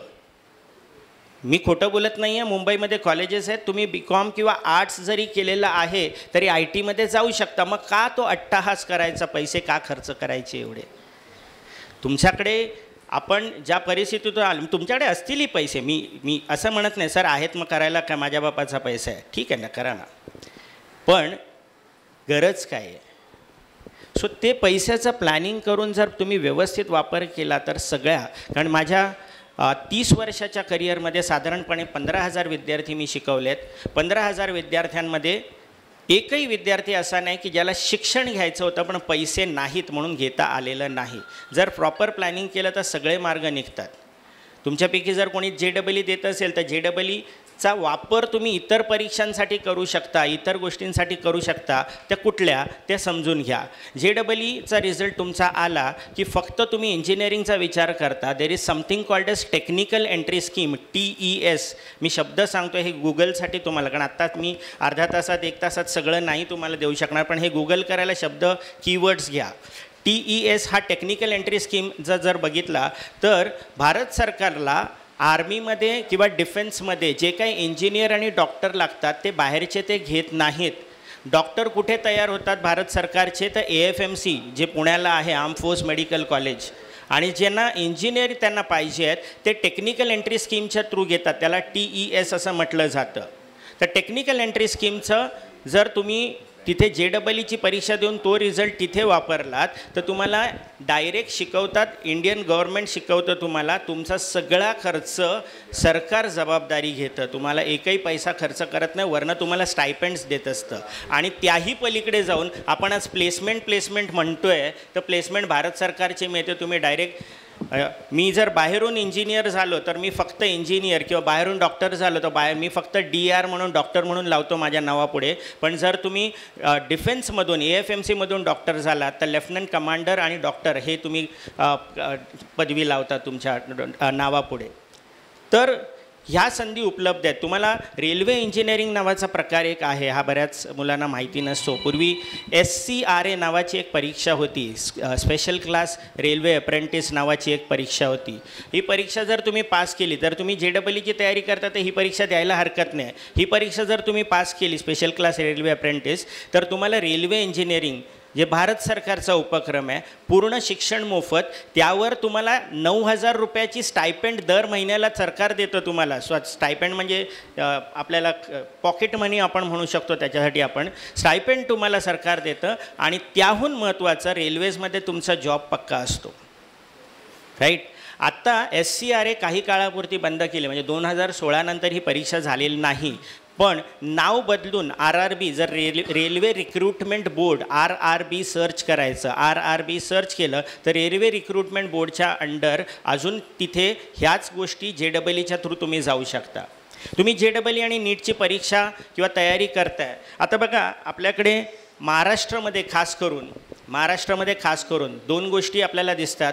एक तर आर्ट्सला कोण जात नाही. आर्ट्सला म्हणजे मी गेल्या 15 दिवसापूर्वी एक काउन्सिलिंग करत होतो आणि माझ्या ॲप्टिट्यूड टेस्टमध्ये दिसतंय की ह्या मुलाने आर्ट्स घेतलं पाहिजे. पालक समोर बसलेले आहेत. मी जेव्हा त्यांना रिपोर्ट समोर ठेवून, कारण मी बोलतो ते रिपोर्टवर बोलतो. तुम्ही डॉक्टरकडे गेलात त्या डॉक्टरला काय वाटतं हे डॉक्टर तुम्हाला सांगत नाही. रिपोर्टमध्ये जे दिलं आहे त्याप्रमाणे औषधं देत असतो. सो मी माझ्या रिपोर्टच्या बेसिसवर त्यांच्याशी जर बोलतो आहे आणि मी त्यांना आर्ट्स सांगतो आहे तर आईचं पहिलं रिॲक्शन होतं माझा मुलगा आर्ट्सला आहे, मी लोकांना काय सांगू, हे रिॲक्शन होतं. राईट. पण let me tell you one simple thing. तुम्ही जर अशोका युनिव्हर्सिटी, एक उदाहरण देतो आहे, अशोका युनिव्हर्सिटी हे नाव घेतलं आणि त्याची ह्युमॅनिटीज, म्हणजे आपण महाराष्ट्रामध्ये आर्ट्स म्हणतो, महाराष्ट्राच्या बाहेर गेल्यावर त्याला सगळीकडे ह्युमॅनिटीज हा शब्द वापरला जातो. सो महाराष्ट्राच्या बाहेर ह्युमॅनिटीज आहेत. सो अशोका युनिव्हर्सिटीची ह्युमॅनिटीजची जर फी बघितली ग्रॅज्युएशनची तर ती 30 लाख रुपये आहे. 30 लाख रुपये भरून कोणीतरी आर्ट्स ग्रॅज्युएशन करते म्हणजे काहीतरी असेल त्याच्यात आणि ते वर्षानुवर्ष करते आणि वर्षानुवर्ष ते कॉलेज फुल आहे, ती युनिव्हर्सिटी फुल आहे. तर त्याच्यात काहीतरी असेल म्हणून लोक करतात. मी काय आहे याच्यात आता जातच नाही आहे. दुसरा एक गैरसमज, आत्ता बरीचशी मुलं, आपला एक चांगला प्रकार आहे UPSC आणि MPSCची तयारी करतात, करायला हरकत नाही. पण एक गैरसमज आहे, म्हणजे मी तुम्हाला हे करा किंवा तो करा, हा वैयक्तिक आपल्याला 1-on-1चा मुद्दा झाला. मी इन जनरल तुम्हाला सांगतो आहे UPSC किंवा MPSC करायचं असेल तर आर्ट्स घेतलंच पाहिजे, असा एक गैरसमज आहे. पण तुमच्या माहितीसाठी आपण IASची तयारी करतो आहे तर ते सोयीचं आहे. इट इज नॉट कंपल्सरी, सोयीचं आहे. पण IAS सोडलं तर इतरही काही सर्व्हिसेस आहेत. उदाहरणार्थ त्याच्यात IES म्हणजे इंडियन इंजिनिअरिंग सर्व्हिस आहे. तर इंडियन इंजिनिअरिंग सर्व्हिससाठी कोण अप्लाय करू शकतं, तर फक्त इंजिनियर अप्लाय करू शकतात, बाकी कोणीही अप्लाय करू शकत नाही. दुसरी एक सर्व्हिस आहे, जसं उदाहरण दिलं तर IMS म्हणजे इंडियन मेडिकल सर्व्हिस आहे. तर त्या ठिकाणी कोण अप्लाय करू शकतं, फक्त डॉक्टर्स अप्लाय करू शकतात, बाकी कोणीही अप्लाय करू शकत नाही. हेन्स हा एक जो गैरसमज आहे, तुम्हाला कोणत्या सर्व्हिसमध्ये जायचं आहे त्याच्यावर आहे. म्हणून मी मुलांना अजून एक गोष्ट आत्ता सांगतो आहे की तुमचं 11वी 12वी आणि ग्रॅज्युएशन तुम्हाला जे आवड आहे, तुमच्यामध्ये जे स्किल्स आहेत, 3 महत्त्वाच्या गोष्टी असतात. एक तर आपली आवड, दुसरं मला आवडतं पण ते माझ्यात स्किल्स आहेत का, तिसरं माझ्यामध्ये ती पर्सनॅलिटी आहे का. मला लहानपणी वाटायचं खूप ड्रायव्हर बनावं म्हणून, कारण STमधून आपण होळीला गावाला जायचो तर स्टँडिंगने जायला लागायचं बऱ्याच वेळेला. आणि मग ड्रायव्हरला सीट कन्फर्म असते ना, बाकी कोणाला सीट नसते. तर ते एक आपण लहान असताना वेगवेगळे करिअर्स आपल्या डोक्यात येतात. पण आज माझी आवड आहे ती, पण माझी पर्सनॅलिटी नाही, कारण रात्री जेवलो की मला झोपावं लागतं. मी कुठेही असेन जगाच्या पाठीवर, गाडी लावतो, जवळ हॉटेल बघतो आणि झोपून जातो. रात्री जेवल्यानंतर गाडी चालवत नाही मी. इनफॅक्ट मी कुठलाही प्रवास दिवसाचा करतो. त्याच्यामुळे मी ड्रायव्हर जर बनायची इच्छा झाली तर रात्रीचं जागरण मला जमत नाही, ही माझी पर्सनॅलिटी झाली. आणि गाडी रात्रीची मला चालवता येत नाही, हे माझे स्किल्स झाले. तर स्किल्स, पर्सनॅलिटी आणि इंटरेस्ट ह्यांचा मेळ बसवून तुम्हाला जे करिअर फिट होतं ना, ते तुम्हाला शोधायचं आहे. मग आम्हाला सर कळत नाही, जर कळत नाही तर शोधायला सुरुवात करा. जर कळत नाही तर मेंटॉर शोधा. जसं आमच्या भाषेत, आमच्या वेळेला आम्ही ज्यांना गुरु म्हणायचो, तुमच्या भाषेत आता मेंटॉर झाला आहे तो, एवढाच फक्त फरक आहे. तर अशी व्यक्ती शोधा जे तुम्हाला प्रॉपर गायडन्स देऊ शकेल. हे झालं. त्याच्या व्यतिरिक्त मी पुन्हा येतो सायन्सकडे. जर आपण सायन्सकडे जर आलो किंवा कॉमर्सकडे जर आलो, कॉमर्सचा विषय घेऊया आपण.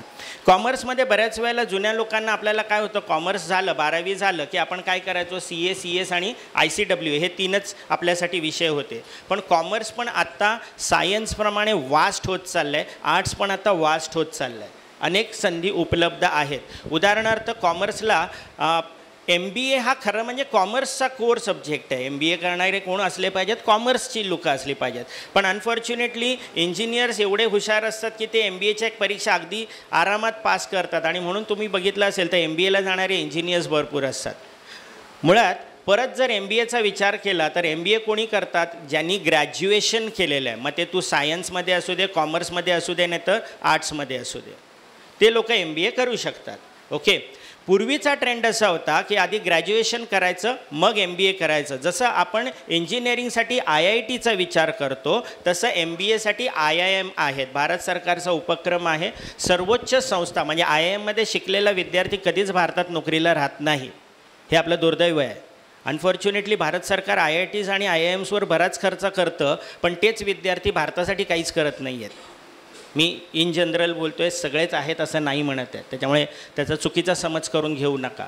पण मॅक्सिमम विद्यार्थी निघून जातात इथून. मग आता IIMमध्ये जायचं आहे तर पूर्वीचा ट्रेंड असा होता की पहिलं आपण 12वी करायचं, ग्रॅज्युएशन करायचं, मग कॅट नावाची परीक्षा द्यायची, CAT नावाची कॅट नावाची परीक्षा होती, ती द्यायची आणि मग IIMसाठी प्रयत्न करायचे.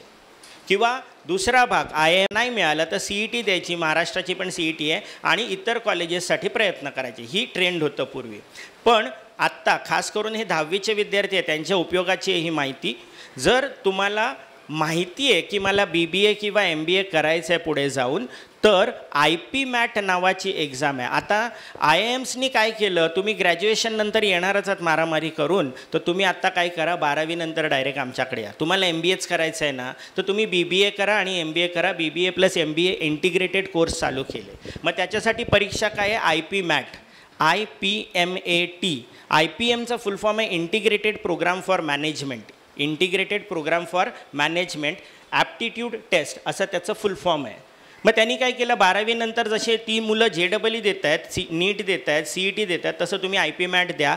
डायरेक्ट तुम्हाला IIM इंदोर, IIM रांची आहे, IIM जम्मू आहे आणि अजून 1-2 IIMs आहेत. तिथे तुम्हाला डायरेक्ट BBA + MBAला ॲडमिशन मिळते. मग जर MBA करायचंच असेल तर फिरून फिरून जाण्यापेक्षा तुम्ही डायरेक्ट आत्तापासून जी मुलं कॉमर्स किंवा आर्ट्स घेतलेल्या आहेत त्यांनी IPMची तयारी करायला हरकत नाही. पूर्वी असाच ट्रेंड लॉयर्सच्या बाबतीत होता. लॉ करायचं आहे तर आधी ग्रॅज्युएशन कंप्लीट करायचं आणि 2 वर्षाचं LLB करायचं. ओके.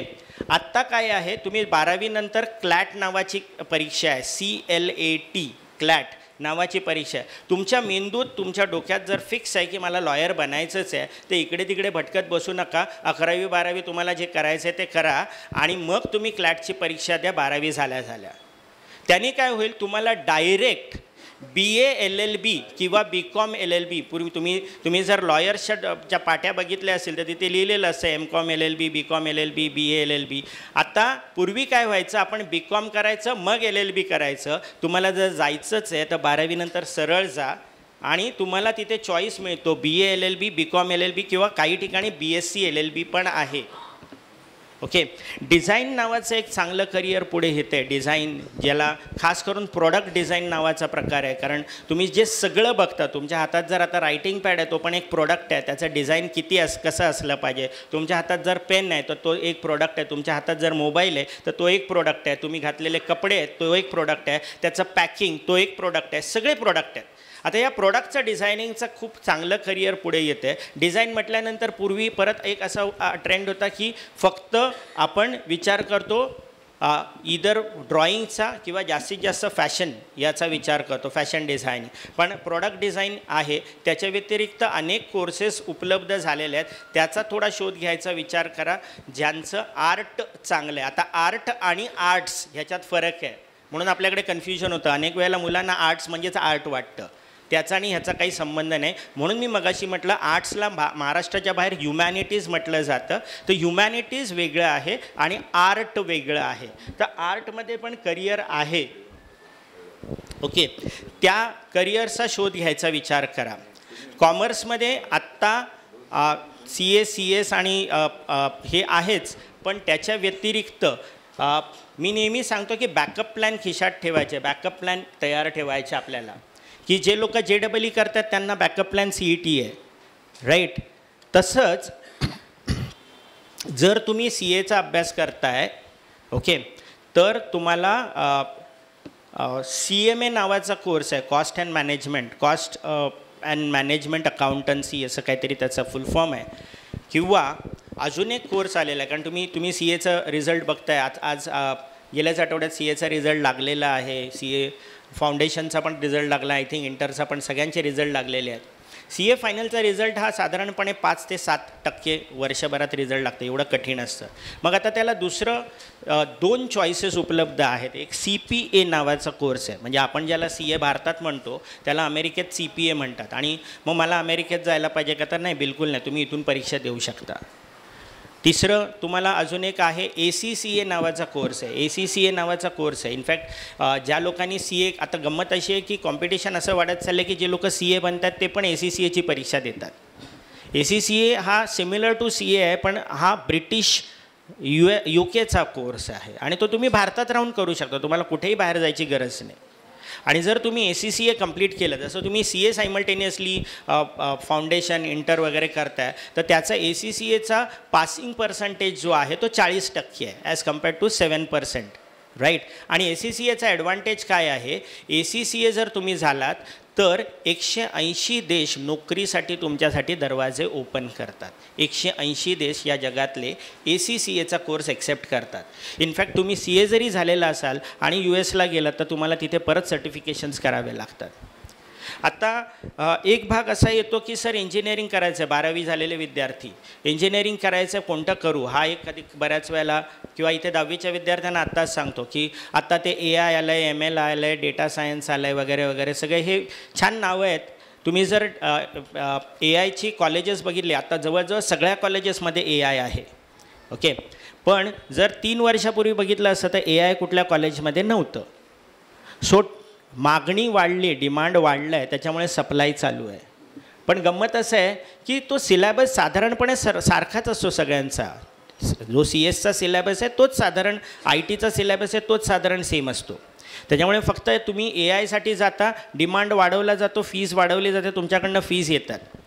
पण गंमत अशी आहे की जेव्हा प्लेसमेंटची वेळ येते, प्लेसमेंट, आता तुम्हाला सगळ्यांना टेक्निकल वर्ड तुम्हाला माहिती असेल, प्लेसमेंट येते जेव्हा कंपनी ज्या आहेत तुमच्या कॅम्पसमध्ये येतात इंटरव्ह्यू घ्यायला तुमचे, तेव्हा ती एक समजा उदाहरणार्थ TCS कंपनी आली असेल, तर ती TCS कंपनी हे नाही बघत तू AI वाला आहे, तू MLवाला आहे, तू डेटा सायन्सवाला आहे, किंवा तू अजून काय आहे, ते सगळ्यांना एकत्र इंटरव्ह्यूला बोलवतात. त्याच्यामुळे तुमच्याबरोबर तुम्ही वेगळं करून काय केलं, तुम्ही त्यांच्याबरोबरच परत इंटरव्ह्यूला बसलेले आहात. हा पहिला भाग समजून घ्या.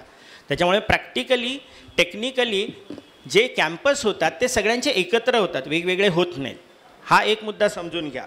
दुसरा मुद्दा असा आहे की तुम्हाला कितीही प्रगत कॉलेज असलं, तुम्ही IITमध्ये जरी गेलात, कितीही टॉपमोस्ट कॉलेज असलं तरी जो सिलॅबस कॉलेजमध्ये शिकवला जातो आहे तो साधारणपणे जे कॉलेज म्हणजे जे प्रॅक्टिकली बाहेरच्या जगात चालू आहे त्याच्यात 3 वर्ष मागे सिलॅबस असतो. म्हणजे आज जर एखादी गोष्ट तिथे प्रॅक्टिकली वापरली जात असेल कंपनीत, ती 3 वर्षापूर्वी जी गोष्ट वापरली जात होती ती आज तुम्हाला कॉलेजमध्ये शिकवली जाते. त्याच्यामुळे परत एकदा प्रॅक्टिकली पैसे न घालवता, मी मुलांना नेहमी सांगतो इंजिनिअरिंगच करायचं आहे ना तुम्हाला, ते इंजिनिअरिंग 4 कोर सब्जेक्ट्स आहेत, 4 मेजर किंवा मदर ब्रांचेस आहेत. तर 4 मेजर किंवा मदर ब्रांचेस कुठल्या आहेत, तर जेव्हा इंजिनिअरिंगला सुरुवात झालेली काही शेकडो वर्षापूर्वीची गोष्ट सांगतो आहे, त्यावेळेला इंजिनिअरिंगचे 4च भाग होते. एक होता मेकॅनिकल, दुसरा होता इलेक्ट्रॉनिक्स, तिसरा होता सिव्हिल, राईट, आणि चौथा होता केमिकल.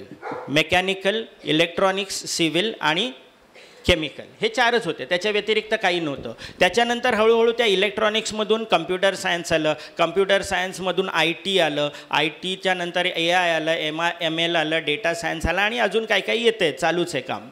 बिग डेटा सायन्स आलं आहे आता, राईट. सो मी एका कॉलेजमध्ये गेलेलो. सो स्ट्रॅटेजी कॉलेजेसची, युनिव्हर्सिटीजची अशी असते ना की त्यांना जे परमिशन मिळतात ते लिमिटेड असतात. समजा 60 मुलांची परमिशन मिळत असेल तर मग ते काय करतात, 60 मुलं कम्प्युटर सायन्स, पण डिमांड अजून आहे, मग ते नवीन कोर्स लॉन्च करतात कम्प्युटर सायन्स AI, आणि मग परत 60 मुलांची हे मिळते. हे अशा करून करून तुम्हाला तिथे सीट्स वाढवल्या जातात आणि तिथे त्यांच्या सीट्स भरायचं आहे म्हणून तुम्हाला कन्व्हिन्स केलं जातं, मार्केटिंग त्या पद्धतीने केलं जातं. सो आय वूड सजेस्ट हे 4 कोर आहेत. कुठले, परत रिपीट करतो, मेकॅनिकल, इलेक्ट्रॉनिक्स, सिव्हिल आणि केमिकल. 5वं तुम्हाला पाहिजे असेल आत्ताच्या घडीला, आजच्या जगात, तर कम्प्युटर सायन्स, प्युअर कम्प्युटर सायन्समध्ये जा. मी नेहमी एक गोष्ट सांगतो, ही समजून घ्या, तुम्ही ग्रॅज्युएशन कोर सब्जेक्ट्समध्ये करा आणि पोस्ट ग्रॅज्युएशन स्पेशलायझेशन करा. अनेक वेळेला स्पेशलायझेशनलाच मुलं ग्रॅज्युएशनच्या वेळेला जातात आणि मग फसतात, कारण त्यांना कदाचित अर्धवट माहिती असते. उदाहरणार्थ माझा स्वतःचा मुलगा, मी मगाशी म्हटल्याप्रमाणे मेकॅनिकल इंजिनिअरिंगला गेला आहे. त्याचं स्वप्न काय आहे की एरोस्पेस इंजिनिअरिंग करायचं आहे आणि एरोस्पेस इंजिनिअरिंग करून इस्रोमध्ये कामाला यायचं आहे त्याला. ओके, मग सर एरोस्पेस इंजिनिअरिंग क्लॅरिटी असताना का नाही घेतलं आपण तिथे? कारण एवढं सगळं करून कधी कधी आपल्याला असं वाटतं की काही गोष्टी अजून असतील ज्या आपल्याला माहीत नाही. म्हणून आधी कोर घेतला मेकॅनिकल आणि मग स्पेशलायझेशन आपण करू शकतो एरोस्पेसमध्ये. सो स्पेशलायझेशन्स हे नेहमी पोस्ट ग्रॅज्युएशनला घ्या, आधी घेऊ नका. हे नेहमी लक्षात ठेवा, whether it is science, commerce or arts. कॉमर्सच्या बाबतीत अनेक कोर्सेस आलेले आहेत आता, BBA, BAF आणि BBI, फायनान्शियल मॅनेजमेंट आहे, हे सगळे आलेत. पण अनफॉर्च्युनेटली तुम्हाला सांगू का, तुम्ही त्या कोर्ससाठी नॉर्मल कॉलेजेसला जेव्हा जाता तेव्हा 25,000 ते 50,000 तुमची वार्षिक फी असते, जी खरंच पाण्यात जाते आजच्या घडीला. अनफॉर्च्युनेटली हे सत्य आहे. कारण काय होतं की तुम्ही आपल्या दादरमधल्या, माटुंग्यामधल्या काही नामांकित कॉलेजेस, मी नावं नाही घेत आता, पण जर तिथे गेलं आहे आणि BBA तिथे करताय किंवा BMS तुम्ही तिथे करताय, तर तुम्हाला ॲक्च्युली प्रॅक्टिकली बरंचसं जे नॉलेज द्यायला पाहिजे ते नाही दिलं जात. इनफॅक्ट जर कॉलेज चांगलं शिकवणारं असतं तर त्यांनी क्वेश्चन बँक्स दिल्या नसत्या. क्वेश्चन बँकची काय गरज आहे जर BBA करायचं आहे, BAF करायचं आहे तर? पण अनफॉर्च्युनेटली क्वेश्चन बँक दिल्या जातात. याचाच अर्थ असा आहे की जे ज्ञान द्यायला पाहिजे होतं ते मिळत नाही आहे. सो मी क्लिअरली सांगेन, पैसे वेस्ट करू नका, BCom करा. आणि सर BComला काय हे आहे, मी तुम्हाला एक छान आयडिया सांगतो आज. मला वाटतं प्रत्येकाकडे रायटिंग पॅड आहे, लिहून ठेवा. मी तुम्हाला 3 साईट्सची नावं सांगतो. एक आहे edx.org, EDX, E for elephant, D for dog आणि X for Xerox.org he site आहे EDX, राईट. दुसरी आहे कोर्सेरा, कोर्स लिहितो ना आपण COURSERA, कोर्सेरा, ही नाव कदाचित ऐकलं असेल. तिसरं आहे स्वयम SWAYAM.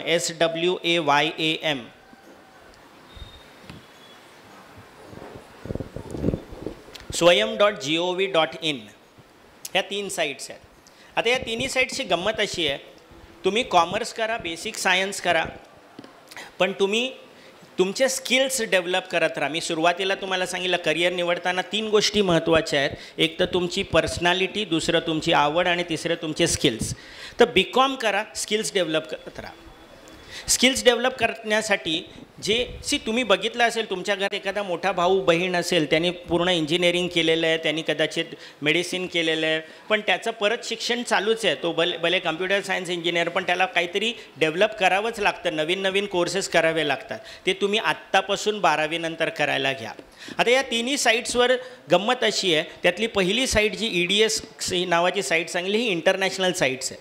आता इथे तुम्ही हार्वर्डपासून केम्ब्रिजपर्यंतपासून MIT जी US मधली युनिव्हर्सिटी आहे, तुम्ही युनिव्हर्सिटीचं कोणत्याही युनिव्हर्सिटीचं नाव घ्या, त्यांचे कोर्सेस जे आहेत ते ह्या साईटवर आहेत edx.org वर. मग काय करायचं, पूर्वी आमिर खान बाबा जे आहेत त्यांनी सांगितलेलं, पढ़ने के लिए पैसों की ज़रूरत नहीं है, पढ़ने के लिए स्कूल यूनिफॉर्म की ज़रूरत है. हे फॅक्ट आहे आता आजच्या घडीला. ह्या सगळ्या साईट्स आणि अशा अनेक साईट्स आहेत. ह्या सगळ्या साईट्स काय सांगतात, तुम्ही शिकायला पैसे नका देऊ आम्हाला, तुम्हाला सर्टिफिकेट हवं तर पैसे भरा. त्याच्यामुळे तुम्ही EDXवर गेलात, तुम्हाला पाहिजे तो कोर्स उपलब्ध आहे, शिकण्यासाठी पैसे नाहीत, तुम्हाला सर्टिफिकेट हवं आहे तर पैसे भरा आणि ती फीस पण खूप नॉमिनल आहे. त्यातले तिसरी साईट जी मी तुम्हाला सांगितली होती, स्वयम नावाची साईट आहे. ही इंडियन गव्हर्नमेंटचं इनिशिएटिव्ह आहे. मोठे IITians आहेत, डॉक्टर्स आहेत, MBAs आहेत, IIMsमधले किंवा उच्च शिक्षित जी लोक आहेत त्यांच्या थ्रू ती सेम गोष्ट भारत सरकार इथे राबवते आहे, swayam.org म्हणून. आणि तिथे तुम्हाला जी कोर्सचं नाव टाका, तुम्हाला तिथे अनेक ऑप्शन्स उपलब्ध असतील, लाईव्ह कोर्सेस, आणि तुम्हाला तिथे शिक्षण घेता येते. आता आणखीन एक गोष्ट तुमच्यापासून लपवली जाते, ती म्हणजे IITमध्ये जायचं असेल तर JEEची सगळीकडेच गरज नाही, JEE शिवाय पण IITमध्ये जाता येतं. उदाहरणार्थ IIT मद्रासनी 2 वर्षापूर्वी एक कोर्स लॉन्च केलेला आहे ज्याचं नाव आहे BS in Data Science.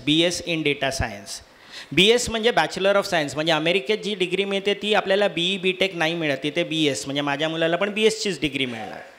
Okay, मग BS इन डेटा सायन्स आहे. आणि हा कसा करायचा? ऑनलाईन. कोणी करायचा? त्याला JEEची गरज नाही, कोणी करता येतं. तुमच्यापैकी इथे जे हॉलमध्ये बसलेले सगळे लोक आहेत ज्यांचं 12वी झालं आहे ते सगळे लोक त्याला एलिजिबल आहेत. म्हणजे मी आईबाबांना पण सांगतो, जर 12वी झालेले आहात तर तुम्ही एलिजिबल आहात. पहिले 3 महिने तुम्ही तिथे एनरोल करा. पहिले 3 महिने ते तुम्हाला शिकवतात, तेच शिकवतात तुम्हाला. आणि हा सगळा ऑनलाईन आहे, म्हणजे तुम्हाला कुठे जायची गरज नाही. 3 महिने तुम्हाला शिकवलं जातं. 3 महिन्याने जे शिकवलं आहे त्याच्यावर परीक्षा घेतली जाते, बाहेरचं काही येत नाही. आणि ती परीक्षा जर तुम्ही पास झालात तर तुम्ही कंटिन्यू करू शकता. मग फीस भरून कंटिन्यू करा, अदरवाईज तुम्हाला कंटिन्यू करता येत नाही. कोणी करायचं? 12वी झालेले, वय काय? कोणी करू शकतं. राईट. माझा एक विद्यार्थी आता सोमय्याला BTech करतो आहे कम्प्युटर सायन्समध्ये आणि simultaneously BS in data science करतो आहे along with IIT Madras. So तिकडे तो इंजिनियर होणार, इकडे तो BS in data science IIT मद्रासची डिग्री त्याला मिळणार. आता त्याच्यात महत्त्वाची गोष्ट अजून एक आहे, भारतामध्ये तुम्ही कुठल्याही वेळेला आजच्या घडीला ऑफलाईनमध्ये बघितलं तर ऑफलाईनमध्ये एकाच वेळेला 2 कोर्स तुम्ही नाही करू शकत. तुम्ही 10वी नंतर 11वीला ॲडमिशन घेता, सगळे सर्टिफिकेट तुमचं कॉलेज घेतं. 12वी नंतर ॲडमिशन घेता, सगळे सर्टिफिकेट तुमच्याकडनं घेतले जातात. पण हे जे ऑनलाईन कोर्सेस आहेत ते एका वेळेला 3 काय 4 काय करू शकता. मी एवढे करायला नाही सांगणार, पण तुम्हाला करता येतात. सो BS डेटा सायन्स तुम्ही करू शकता अलॉंग विथ कॉमर्स. घरी बसून BCom करा आणि BS डेटा सायन्स, IITची डिग्री येणार तुमच्याकडे. राईट. आणि हे सहज शक्य आहे. त्याच्यामुळे पैसे जास्त नसतील, पैसे जास्त घालवू नका. ओके. इनफॅक्ट मी माझ्या प्रत्येक वेळेला एक गोष्ट नेहमी सांगत असतो की 12वीपर्यंतचं शिक्षण ही आईवडिलांची जबाबदारी आहे. समजून घ्या मी काय म्हणतो. तर 12वीपर्यंतचं शिक्षण हे आईवडिलांची जबाबदारी आहे. 12वी नंतरचं संपूर्ण शिक्षण आपली स्वतःची जबाबदारी असते. का? कारण सर 18 वर्षाचा झालो आहे ना मी आता. आपण सांगतो ना घरी मोठा झालो आहे, मग ती जबाबदारी घ्यायची. मग जबाबदारी घ्यायला मी असं नाही सांगत आहे नोकरी करा, मी माझ्या वेळेस केली, पण मी तुम्हाला नाही सांगत आहे तुम्ही नोकरी करा असं नाही सांगत आहे. एज्युकेशन लोन घ्या, त्याची जबाबदारी तुम्ही घ्या फेडायची, जे तुम्ही कंप्लीट एज्युकेशन झाल्यावर फेडू शकता. कारण एज्युकेशन लोनमध्ये फॅसिलिटी असते की तुम्ही तुमचं शिक्षण पूर्ण झाल्यावर ते लोन फेडू शकता.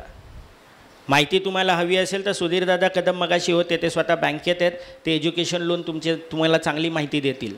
सो तुम्हाला ती संधी उपलब्ध आहे. सो 12वी नंतरची शिक्षणाची जबाबदारी आपण स्वतः घेतली पाहिजे, हे मात्र नक्की. कारण त्याशिवाय ना आपल्याला जबाबदारीची जाणीव येणार नाही. इमॅजिन करा, आज मी जर इथे उभा आहे तर सर्वात आधी मी वयाच्या 18व्या वर्षापासून इथे उभा आहे. समजते मी काय म्हणतो आहे ते. वयाच्या 18व्या वर्षापासून मी उभा आहे आणि 18व्या वर्षापासून मी काम करतो आहे. त्याच्यामुळे मला माहिती आहे त्याचं महत्त्व काय आहे. पैसे घरात असतीलही तरी पण आपण स्वतःचं शिक्षण स्वतः करायचं. कारण आज तुम्ही परत त्याला, आणि आता तुम्हाला सरकारने ती संधी पण दिली आहे. NEP अप्लाय करतात. नॅशनल एज्युकेशन पॉलिसीमध्ये इंटर्नशिप हा त्याचा भाग आहे. त्या इंटर्नशिपमध्ये फक्त पैसे मिळत नाहीत तर तुम्हाला ज्ञान मिळतं, त्याचं तुम्हाला फायदा होतं. मगाशी मी सांगत होतो की जेव्हा मी उदाहरण देताना की माझ्या मुलाला मी मेकॅनिकल घेतलं, त्याचं कारण असं होतं कारण आम्हाला माहीत नाही एरोस्पेस तर करायचं आहे. पण आत्ता गेल्यावर तिथे त्याला हेही कळलं की मेकॅनिकलला मेडिकल फील्डमध्ये पण खूप चांगल्या संधी आहेत. आता तो ज्या कंपनीमध्ये काम करतो आहे, 2ऱ्या वर्षालाच असताना कंपनीमध्ये काम करतो आहे. फर्नो नावाची कंपनी आहे, तुम्ही जर बघितलं गुगलवर सर्च केलं तर दिसेल. तिथे तो मेडिकल इक्विपमेंट्स डिझाईन करतो आहे. राईट. सो हे ज्या संधी तुम्हाला मिळतात तिथे तुम्हाला पैसे हा भाग एक आहे, पण त्याच्याबरोबर अनुभव पण चांगले मिळतील. सो एज्युकेशन लोनचा आधार घ्या, तुम्ही इंटर्नशिप्स करा. कारण तुम्ही BCom करताय तर तुमच्याकडे निवांत वेळ असेल सगळ्या गोष्टी करायला, त्याच्यामुळे त्याचा वापर करा पूर्ण. आईवडिलांचे पैसे आहेत असतील तरी ठेवून द्या जपून. वेळ येईल तेव्हा बाहेर काढायचे, ते वेळ येईल तेव्हा शेवटी आपण बाहेर काढू शकतो. राईट.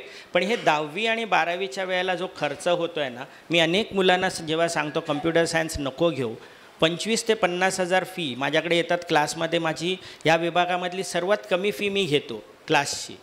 कारण माझ्याकडे सगळे विद्यार्थी मध्यमवर्गीय किंवा गरीब विद्यार्थी, कारण मी स्वतः लहानाचा मोठा गणेश गल्ली लालबागमध्ये झालो आहे. त्याच्यामुळे मला 10 बाय 12च्या खोलीतून मी मोठा झालो आहे. त्याच्यामुळे मला माहिती आहे ती परिस्थिती काय असते ती.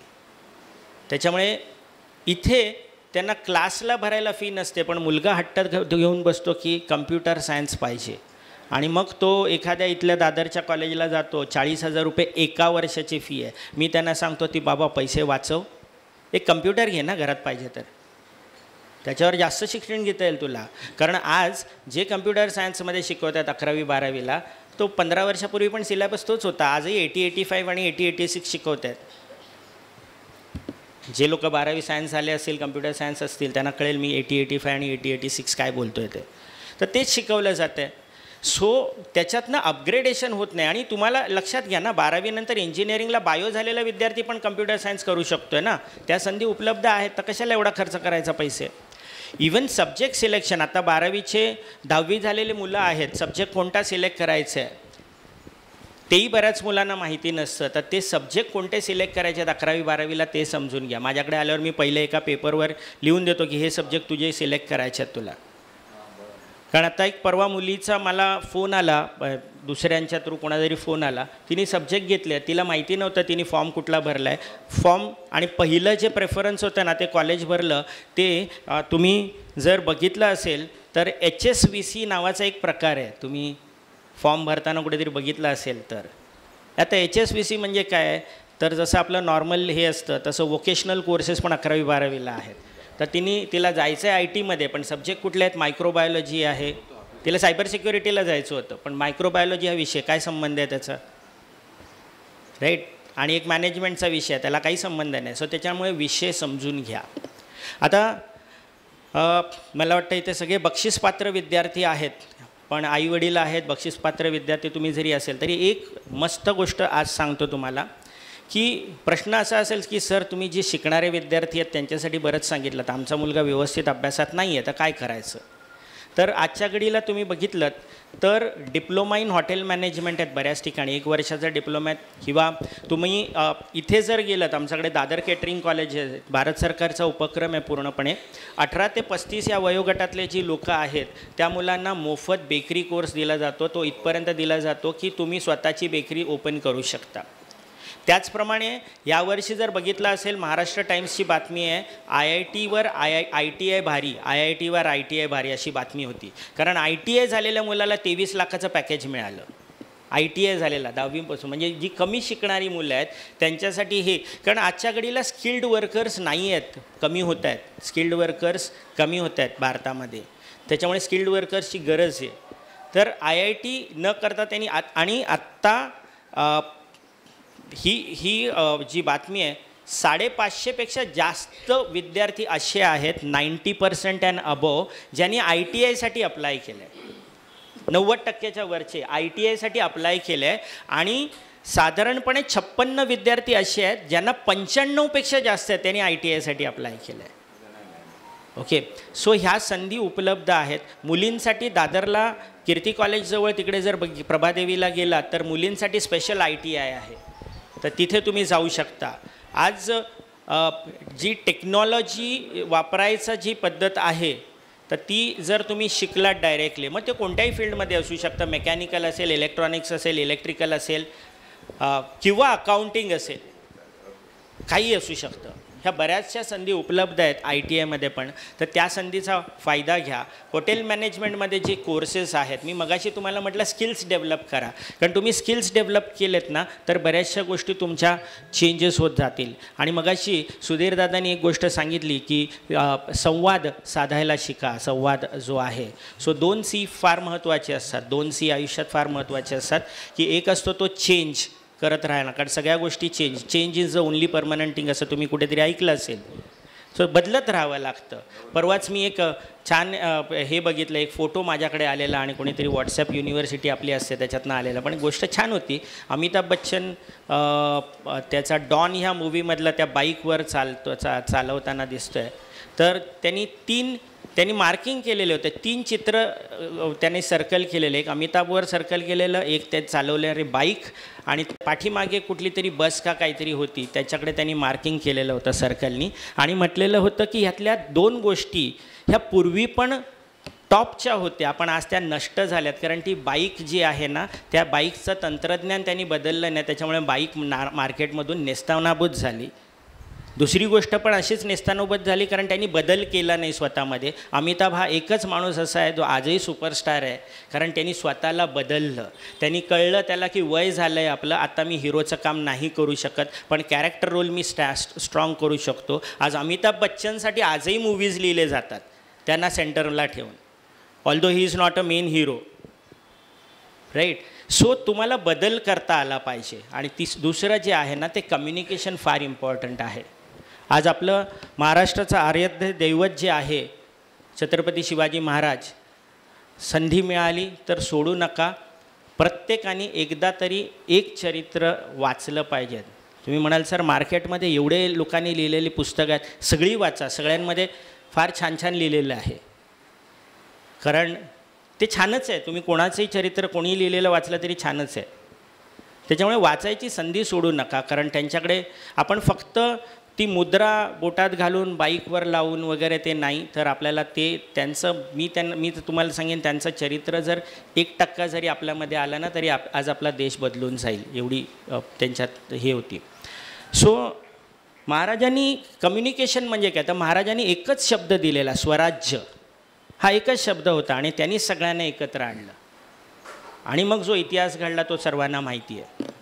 त्याच्यामुळे कम्युनिकेशन किती महत्त्वाचं आहे. तर आजच्या घडीला जेव्हा आपण ट्रेनमध्ये जातो, कुठेही प्रवासाला जातो, सगळीकडे माना खाली असतात आणि सगळे आपल्या मोबाईलमध्ये पडलेले असतात.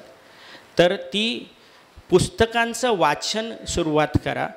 तुम्हाला जी लँग्वेज आत्ता मगाशी इथे सांगितलं तेव्हा त्यांनी सांगितलं की लँग्वेज हा फार महत्त्वाचा घटक आहे. तर तुम्हाला जी लँग्वेज शिकायची आहे ना त्या लँग्वेजमध्ये वाचन करायला सुरुवात करा, त्या लँग्वेजमध्ये ऐकायला सुरुवात करा, ते लँग्वेजचे मूवीज बघायला सुरुवात करा. ऑटोमॅटिकली सर्व आपल्यामध्ये यायला सुरुवात होते. मग त्याच्याने तुमचं कॅरेक्टर बदलतं, तुमची पर्सनॅलिटी बदलते, तुम्ही लँग्वेज शिकू शकता. मी माझ्या मुलाला लहान असताना दसरा मेळाव्याला घेऊन जायचो. आता मी कुठल्याही पक्षाचा आजही नाही आहे, कोणत्याही पक्षात नाही आहे मी, पण मी त्याला दाखवायला घेऊन जायचो की बाळासाहेब ठाकरे तिथे उभे आहेत, लाखोंचा समुदाय आज त्या मैदानात उभा आहे, बसलेला आहे, पाऊस असू दे, ऊन असू दे, काही असू दे, तिथे बसत आहेत शांतपणे. आणि ही व्यक्ती जेव्हा बोलते आहे तेव्हा कोणत्याही प्रकारच्या आवाज चढवून, आजचे अनेक नेते जर आपण बघितलं तर मोठ्या मोठ्या आवाजात स्टेजवरनं ओरडत असतात, पण ही व्यक्ती जेव्हा बोलत आहे तरी पण शांतपणे बोलत आहेत आणि तरीही अख्खा समुदाय पेटून उठतो आहे. त्याच्यामुळे ते जे दुसरं जे आहे ते कम्युनिकेशन आपल्यासाठी फार महत्त्वाचं आहे. अजून एक महत्त्वाचा मुद्दा मगासपासून सांगायचा राहिलेला की आपल्याकडे अनेक वेळेला आहे ना, म्हणजे मी सायन्सच्या विद्यार्थ्यांना भेटतो तर BSc कोण करतो, ज्याला इंजिनिअरिंगला नाही मिळत, ज्याला मेडिसिनला नाही मिळत, ज्याला फार्मसी नाही मिळत, आर्किटेक्चर नाही मिळत, हॉटेल मॅनेजमेंट नाही करत, त्यालाच फक्त BSc करतात आपल्याकडे. म्हणजे आपल्या भाषेत, साध्या भाषेत सांगायचं झालं तर बाबांच्या आणि आईच्या भाषेत गया गुजरा जो असतो ना तो फक्त BSc करत असतो आपल्याकडे. पण ही संकल्पना फार चुकीची आहे, कारण आज आपल्या भारतामध्ये असे काही कॉलेजेस आहेत जिथे BScला पण सहजासहजी ॲडमिशन मिळत नाही. त्याच्यामुळे BScला तुम्हाला जसं उदाहरण द्यायचं झालं तर आयझर नावाची संस्था आहे, Indian institute of science education and research, ह्या ज्या संस्था आहेत, टोटल 7 संस्था आहेत, यांची एक टेस्ट होते आयझर ॲप्टिट्यूड टेस्ट म्हणून. ही जर आयझर ॲप्टिट्यूड टेस्ट दिलीत तुम्ही अगदी CETची तयारी केली असेल, JEEची, नीटची काही केलं असेल तरी आयझर ॲप्टिट्यूड टेस्ट तुम्ही देऊ शकता आणि तिथून जर तुम्हाला ॲडमिशन मिळालं तर आयझरच्या बाबतीत एका वाक्यात सांगायचं झालं तर IISERs are proclaimed to be IITs of basic science, ज्याला आपण BSc म्हणतो. सो जे IITचं महत्त्व आहे, जे एम्सचं महत्त्व आहे, जे IIMsबद्दल बोललो तेच आयझर्स आहेत. दुसऱ्या काही संस्था पटकन मी तुम्हाला सांगतो, अनेक वेळेला मुलांना केमिस्ट्रीमध्ये आवड असते, तर केमिस्ट्रीमध्ये काय करायचं, तर CET जर दिली असेल तर ICT नावाची संस्था आहे, माटुंग्याला आपल्याकडे ICT ही नावाची संस्था आहे. आज आपल्याला आशियामधली सर्वात चांगली संस्था आहे. ICTमध्ये आता इंटिग्रेटेड BTech प्लस MTech पण चालू झालेलं आहे आणि ICTमध्ये तुम्हाला ॲडमिशन फक्त आणि फक्त CETवर मिळतं. मग तुम्हाला मोठ्या मोठ्या गोष्टी करायची गरज नाही, CETच्या बेसिसवर तुम्हाला ॲडमिशन मिळतं. ज्यांना मॅथ्समध्ये आवड आहे त्यांच्यासाठी कलकत्तामध्ये एक इन्स्टिट्यूट आहे ज्याचं नाव आहे ISI म्हटल्यानंतर लोकांना पाकिस्तानची आठवण येते, पण आपल्याकडे पण ISI नावाची संस्था आहे जिचं फुल फॉर्म आहे इंडियन स्टॅटिस्टिकल इन्स्टिट्यूट. आणि ही भारतातली एकमेव संस्था आहे जी 100% प्लेसमेंटची खात्री देते तुम्हाला परत, जी IITs पण आज तुम्हाला देत नाही आहे. सो ज्यांना मॅथ्समध्ये इंटरेस्ट आहे तिथे तुम्हाला 3 प्रकारच्या डिग्रीज मिळतात, B मॅथ्स, B स्टॅट्स आणि B कम्प्युटर सायन्स पण चालू केले आता. त्याच्या व्यतिरिक्त नेस्ट नावाची एक्झाम आहे. जर तुम्ही PCM किंवा PCBची तयारी केली आहे तर नेस्ट नावाची एक्झाम आहे. त्याच्या अंडर तुम्हाला 2 कॉलेजेस येतात, एक नायझर जे भुवनेश्वरमध्ये आहे आणि दुसरं जे आहे हे आपल्याला माहीत नाही अनफॉर्च्युनेटली आपल्या बाजूला असून पण university of Mumbai department of atomic energy centre of excellence for basic science, centre of excellence for basic science म्हणजे CEBS, जे कलिनामध्ये आहे, कलिना सांताक्रूजला आहे. आणि या ठिकाणून जर तुम्ही BSc प्लस MSc केलं इंटिग्रेटेड कोर्स तर तुम्हाला डायरेक्ट, आणि तुमचं जर GPA, तुम्हाला आता GPA असतो 12वी नंतर, ते जर 7.5च्या वर असेल तर BARCमध्ये ज्युनियर सायंटिस्ट म्हणून तुम्हाला डायरेक्ट जॉब आहे. सो तिथे डायरेक्ट जे इतरांना परीक्षा द्यायचे तुम्हाला डायरेक्ट तिथे एंट्रीज मिळू शकतात. सो हे आणि असे अनेक कोर्स आहेत. कारण आता मला तिथे एका मुलीने विचारलं BSc करणाऱ्यांसाठी काय संधी आहेत, तर ह्या थोड्याशा संधी मी तुम्हाला सांगितल्यात. सो अशा अनेक संधी अजून उपलब्ध आहेत. तुम्हाला कोणालाही संपर्क साधायचा असेल तर रायटिंग पॅड तुमच्याकडे आहे, तर त्याच्यावर माझा ऑफिसचा नंबर आहे. कोणाला माहिती हवी असेल, आणि फक्त माहितीसाठी आम्ही फीज वगैरे काही चार्ज करत नाही. तुम्ही दापोलीचे आहात, आपल्या गावातले आहात, त्याच्यामुळे तुम्ही बिंदास फोन करू शकता. फक्त माझा पर्सनल नंबर नाही आहे, तिथे ऑफिसचा नंबर आहे, राईट, तिथे आहे. त्याच्यानंतर एक स्कॅनर दिलेलं आहे, त्याच्यात यूट्यूबचं चॅनल आहे माझं स्वतःचं, तिथे अनेक कोर्सेसची माहिती आणि त्या तुम्हाला तिथूनही तुम्हाला उपलब्ध होऊ शकतात. सतत संपर्कात राहू शकता तुम्ही. परदेशात ज्यांना जायचं आहे ग्रॅज्युएशन नंतर, ही एक महत्त्वाचा मुद्दा लक्षात घ्या. ज्यांना परदेशात ग्रॅज्युएशन नंतर जायचं आहे, संधी खूप उपलब्ध आहेत, पण ग्रॅज्युएशन झाल्या जायचं नाही कोणी.